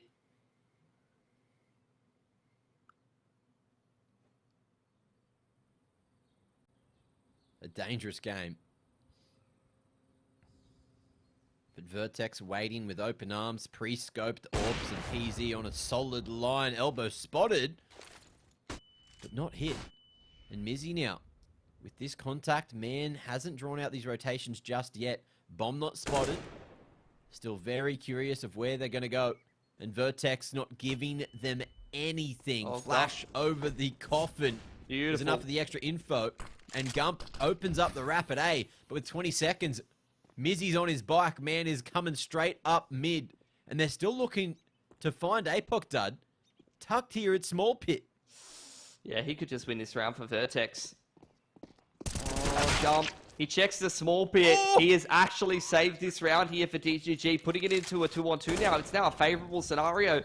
Molotov going to flush Malta out. He's got to push back in towards jungle side, and that flash catches PZ full white. How have DGG turned this around, Mac? I have no idea, but Malta could just turn it back for Vertex. Secondary pulled out in time and sending that extra message as well. Couple of shots in the ragdoll, and Vertex have plenty of time to get that defuse off Malta. It got a little bit scary here, but they both ran out of bullets in the mag. That was end of the round. That was such a good 2-on-4 attempt, favor, though, from DGG. Yeah. Like Mizzy applying so much pressure to B and pulling that rotate over from jungle side. Really, really well done. Gump lurks up onto jungle on the perfect timing, picks that rotator. Oh, Gump's having a map. He is. No, 21 and 10 now. Him and Zeph are playing pretty phenomenal this game. And you're seeing the results for DGG. Like I said, individually, they have really not been playing all that well so far this series, but this is the first game where, like, you're starting to see some of the star power that DGG has, and they are making it competitive. Warming up at a crisp old 9 p.m. But PZ still good for 2. And Vertex, they want more. Starting to go forward, but the MAC-10 holds its ground. And Gump, he ain't missing too much today. Rufflecoat, really worried about the site. So he's gone back through the halls rather than trying to trade out Apoc Dud. Split decision-making could come back to bite them. But Zeph, he's not quite worried about the balcony. Still has to face towards site. And that's going to be the bomb spotted. Rotation starting to come through now for Vertex. Gump picks up the AK, though.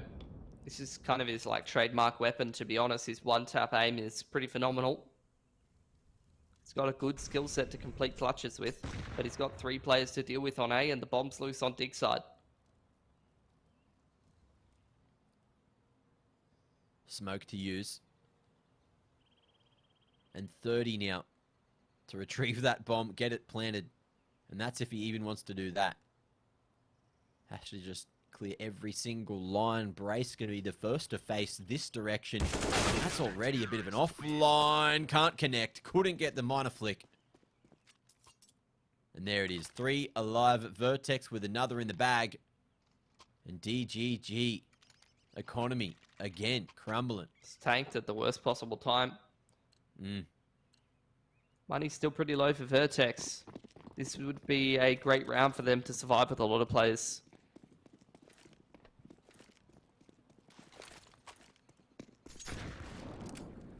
DGG don't really have any upgraded pistols even, so chances at damage is pretty low in a round like this. Oh, and Zeph tries to fight in the molly.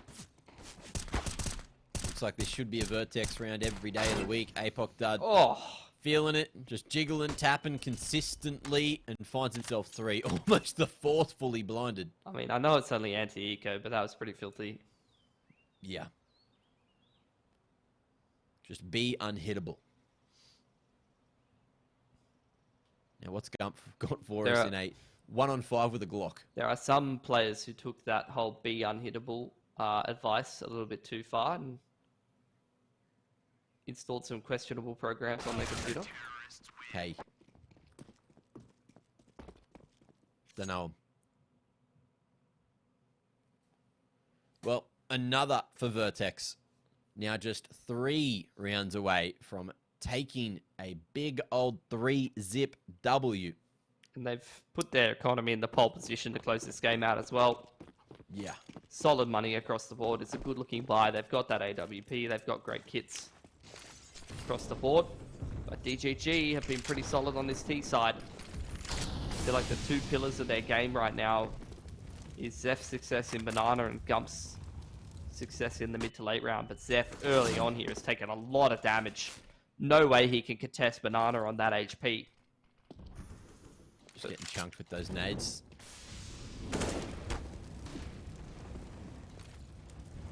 Vertex have burned a lot of util in the early round here, 1:20, and they're already kind of running quite light. Yeah. They've put a lot of eggs into this whole banana basket. And so far, so good. They've got some great info, but there is definitely opportunities for Vertex to retake, or DGG rather, to retake Banana in the mid to late round. And as you often see, T-side team now going to work this A side of the map, now that they've lost Banana, but the brackets boost coming in here for Vertex, looking for a kill over the smoke, and they get it. Yeah, Brace. Oh, over the top. Able to find that one. It's nasty. Peasy. Almost being found through the edge of the smoke, but APOC Dart answers with yet another. That's going to be the 2-man advantage, but you can see the health bars of Vertex asking some questions. APOC Dart and Peasy, Brace all so damn low, and they're going to try to get this boost out in time. Malta with the extra health points in play. He'll be able to find one over the top and Brace to trade. So Wombat in a 1-on-4 has so much work to do. There's going to be a flash coming through with Brace to follow. A big round, and Vertex, they know it. They can smell that W on the other side of 2 more rounds. Yeah, 4 players surviving, and Vertex just played that gun round perfectly from start to finish. They dominate Banana. They're aware that DGG is going to go for that jungle control because they've lost Banana, and they already have the boost ready. Brace finds the pick off the boost. APOC Dart aggresses on dig side and finds another pick. And then they rotate accordingly when DG speed up into Banana. They literally couldn't have played that round better. And now they've reset DGG yet again, who have to go back down to a half buy. Can't reliably contest map point here. And Vertex have a really strong economy just due to the last few rounds going so smoothly. They are really in pole position to win this grand final here. Only APOC does the whole brackets this time, and he's going to find a good timing, but the flash blinds him and tucks him into dark here at Cubby. Oh. Nade will finish, and the pistols are doing it. Now they're just going to wait the molly out. Numbers here, though, and PZ stops the cross, the bomb on the ground. Mizzy able to trade, but not expecting the 4th man, Roffelco, to swing wide. And in a 1-on-2, Versa, he's fresh, feet back on the domestic territory.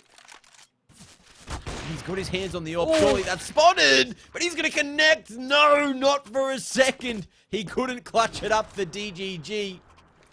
It's Vertex on championship point now. So many buys in the tank as well. Even if this round doesn't go well for them, they probably only need to take like 1 save in the next 4 rounds. They've got so many opportunities to get across the line, which is why it's going to have to be a flawless T side for TGG.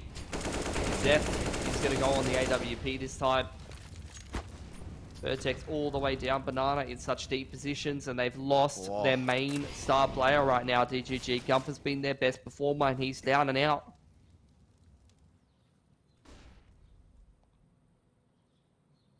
Vertex have been so good at capitalizing from the man advantage as well. We'll see if they're going to be able to do it again. Apoc playing a dangerous game, but it's worked. He's just sat that smoke at top mid, and a Wombat, he's slamming his desk surely after that one. 2-man disadvantage, and DGG are walking into this setup at Banana. Contact taken by Malta, brace to follow, and that should be it. Vertex gets 16 big old rounds on the board, and there you have it, 3-0. You can see Brace yelling. He's screaming out to his housemate. Oh, and that is it. A whole bunch of bacon taken by Vertex, the LPL CSGO Pro Champions for Season 1 this year, Mitch. Yeah, they did so well. Even having a very, very dominant win on Mirage there, which was the big surprise to me. I think in general, their CT sides were pretty impeccable. Maybe that Inferno one, once they started to get rolling a little bit, was kind of looking like some of the other ones as well. And just in general, Vertex has done so well since the pickup of Malta. They were always kind of like a decent team domestically in our scene. They were kind of like a gatekeeper territory with their old lineup, but I feel like with the pickup of Malta and how much improvement they've shown in the last little bit, they've gone from just a gatekeeper team to legitimately one of the best domestic teams that we have. And I'm really, really keen to see them go overseas in this form, because that's exactly what you wanted to see from them out of this grand final if they're going to go and represent our country. Yeah, just pure domination. Look, it was great to see a bit of Inferno from them. It actually looked more shaky than what we saw from Mirage and Vertigo, but that's because DGG were just sort of, getting into all the nooks and crannies, managing to get some timings, and just sort of playing that mental game by pushing those smokes towards the top of Banana there when Zeph was doing that in that second half. It was enough to force Vertex to play that little bit more respectful until they didn't. They just started pushing, started getting those picks, and then things just went wrong for DGG. So, it's a huge dub for Vertex to take, and look, they're taking home the majority of that prize pool as well. So I'm sure they're all going to be smiling after that one. Yeah, for sure. I think for DGG as well, they're a team that have done pretty well for themselves over the last couple of leagues domestically. I think a bit rough of a position for them in this grand final. I think Versa in particular was like a little bit rusty because he was the highest rated player in this league. And I think that grand final definitely not playing up to his standards. So I think definitely because he's been outside of the country. I don't know how much CS he's been able to get his hands on. Definitely not playing his best game. And just in general, I think... obviously DGG recently playing with the stand-in, maybe having a little bit of an off game, particularly on Mirage, is not ideal in the grand final, but they've done very, very well for themselves to get that second place in. And in some of the other domestic competitions, they've been doing really, really well for themselves as well. So I'm keen to see them in the next few seasons and see if they get a couple more months of practice under their belts, and maybe they can even push it a step further. 100%. Now, I do have word that we've got Ruffleco on the line. We've got Mr. Worldwide to have a chat to. James, how you doing after that big W? Oh, I'm doing bloody excellent, Mac. I'm doing bloody excellent. That was a thrilling series, and I'm so glad we are LPL champions, baby. We've come a long way. Come a long way. That win against Order the other day meant nothing compared to this one, baby. Let's go. This meant the world. We got 6 bans. We're balling. We got Sweden spending money. Oh, what can I say, man? I'm an international superstar now. How are you, Pilly? Now, I'm good, baby. How are you, baby? I'm good, baby. It's good to see you again, baby. You're looking... Oh, I love your face. I love it when it's soft. I just want to feel it. Oh. Thanks. I noticed though, Ruffleco, you were kind of in the backpack for some of that series. What was going on there? What? No questions for Pilly. Mac, I don't know what he's talking about, bro. It was a 16-2. What do you expect, right? My team were trolling me. They were legit making me run in first. They were stealing my ecos. Whenever we knew they were going to come A, Toby was like, jump for me, bait me. like I'm gonna beat you, like run out, die. Like it was actually just bullshit. Like I was the enabler for that 16-2. No matter what anyone says, go back in that demo and look how hard I set the team up. Right? Stats don't mean shit in this game. It's a team game. You win and lose as a team. You're so selfless. It's a respectable trait in any man, all right? So, I'm humble as shit as well. Fine. And you listen to your leader. Some people don't do that, and that's how you got all this damn bacon. You got a huge dub. You're the LPL champions for the first season this year. I'm sure you're going to back it up. And as you mentioned, you've got plenty of cash to take overseas now. So it's going to be sick now. Much. All right, another big question. So what's the plan now? What are you going to do for the next, couple of weeks? And what are you going to spend this hard-earned money on other than, having good times overseas? Well, I've got some Swedish lessons lined up because I am going to Sweden soon. Might boot camp Astralis for a while. I don't know, see how Simple's doing. Might catch up with the homie, Device, I'm an international superstar. I've got a lot of messages recently to hang out and stuff. Rez was talking to me, wants to chill. Some of the Furia boys. I might hang out with Yuri for a bit. But, just keeping it chill, keeping it 100, I think the ego gets to a lot of people when they get to go overseas and stuff, but not me. It's another day in the office, I know I'm already better than everyone in Australia, and I don't need to show it, I'm humble, so it's fine. But, just spend some money, might spend 4K on a jacket for Sweden. I don't know, whatever happens, happens, but I'm going international, so that doesn't really mean anything to me, money. It's nothing but a show thing. Yeah, just boot camp, chill, hang out with the homies. What else is there to do? Excellent. Sounds like you got everything lined up. I'll ask you like a semi-serious question and then throw it back to Mac. Like, I've noticed like when you guys were playing with Addict, you played like a lot of closer games, and I felt like you guys sometimes lacked like that edge and that aggression. Like you guys a lot of the time were going like individually pushing and playing with confidence and stuff like that. So what has kind of allowed you to hit this next level now that you've got Malta on the team? And have you guys started to like change up how you've played since getting him on the team at all? Like what's different between the old Vertex and your current lineup? I think there's just a fear factor in this new lineup, Addict was always too nice and he wouldn't yell at us. Malta doesn't give a shit. He's been there, done that. He's not the nice guy of the scene, bro. He would just scream at you, rip into you. He humiliated me on Mirage, was saying how they should pick up your Wombat for Europe because I only had 5 kills. Like, I was getting brutalized in that team on the comms. Like, it just wasn't nice. So, you're really fearful to make mistakes. It's a really scary environment now. I think that's the difference between the old Vertex and the new one. I'm scared to play. But, I think it leads to great teamwork. As long as I'm jumping for someone or dying for someone, it's okay. But in all honesty, I think that it's just a lot calmer. He brings a lot of stability to the team. Whenever he says something, you're like, okay, this guy knows what he's talking about. He's been international for a while. This guy's a superstar. Won every event in Australia. Even if he's talking complete shit, like a lot of times he's lost us around very blatantly. Like on Paradox when he called that one of the players was on A site when it was a 1v1 with APOC dub, and then the guy walks out long and kills APOC dub, But you trust the experience, you trust the man with the plan, and just a lot of stability and calmness. I think we're more of a unit now, Next question, please. I'm getting spammed in he's just TeamSpeak. conditioning you for overseas, by the way.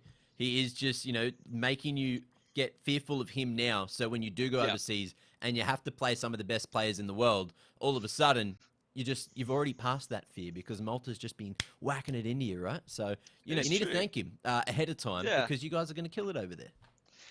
Thank you, Mac. But I'll tell you what I want to see. I want to see if he talks all this shit when we're in person, because this guy's got a big attitude online, same as Brace. But I want to see if they back it up in Sweden, fisticuffs. But we'll see how it goes. But we're looking to do some damage, We're looking to get the first ESL Pro League spot this conference. And I think we're pretty confident in doing so. Pain just beat Fury like 2-0 or something, right? We're not scared of them. They're not nuts. Very Next good. question, guys. Look, Ruffleco, we've taken up a lot of your time. There's no more questions. No more just, questions. Us thanking you for coming on for the interview. Guys. No more. We're saving the questions for the Great next job. 7-hour interview, all right? Excellent. I'll see you guys then. Awesome. We're the LPL champions, baby. Yeah. True. And on that note, I wanted to say congratulations again, but he just has a good amount of words to say all the time, doesn't he? I love James. He's so funny. So let's have a quick recap of the bracket here for the playoffs, just to see the route that Vertex took to take this big fat dub, boss man, in the LPL CSGO Pro for Season 1 this year. Of course, they did have the route through Antic, managed to take a 2-1 victory over them.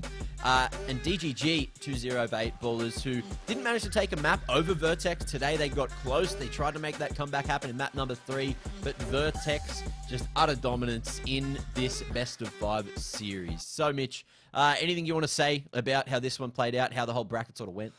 I will just say that, like, this is the grand final that we expected, and I think that all of my expectations for this domestic league and just in general have kind of been fulfilled.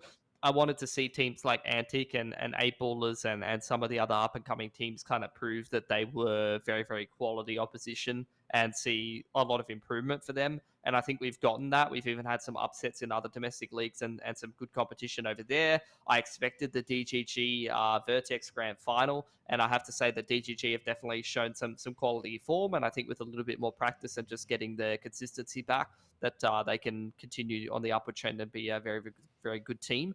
And exactly like we've seen, I wanted to see Vertex go from a gatekeeper team to a real contender, and they've done exactly that. I can't wait to see them go and play overseas. Very good. Now, Mitch, that is it for the grand final. That is it for Season 1 this year. Anything you want to say to all the Pilski fans out there before we wrap this one up? I don't have any Pilski fans, but I just really enjoy casting these domestic leagues.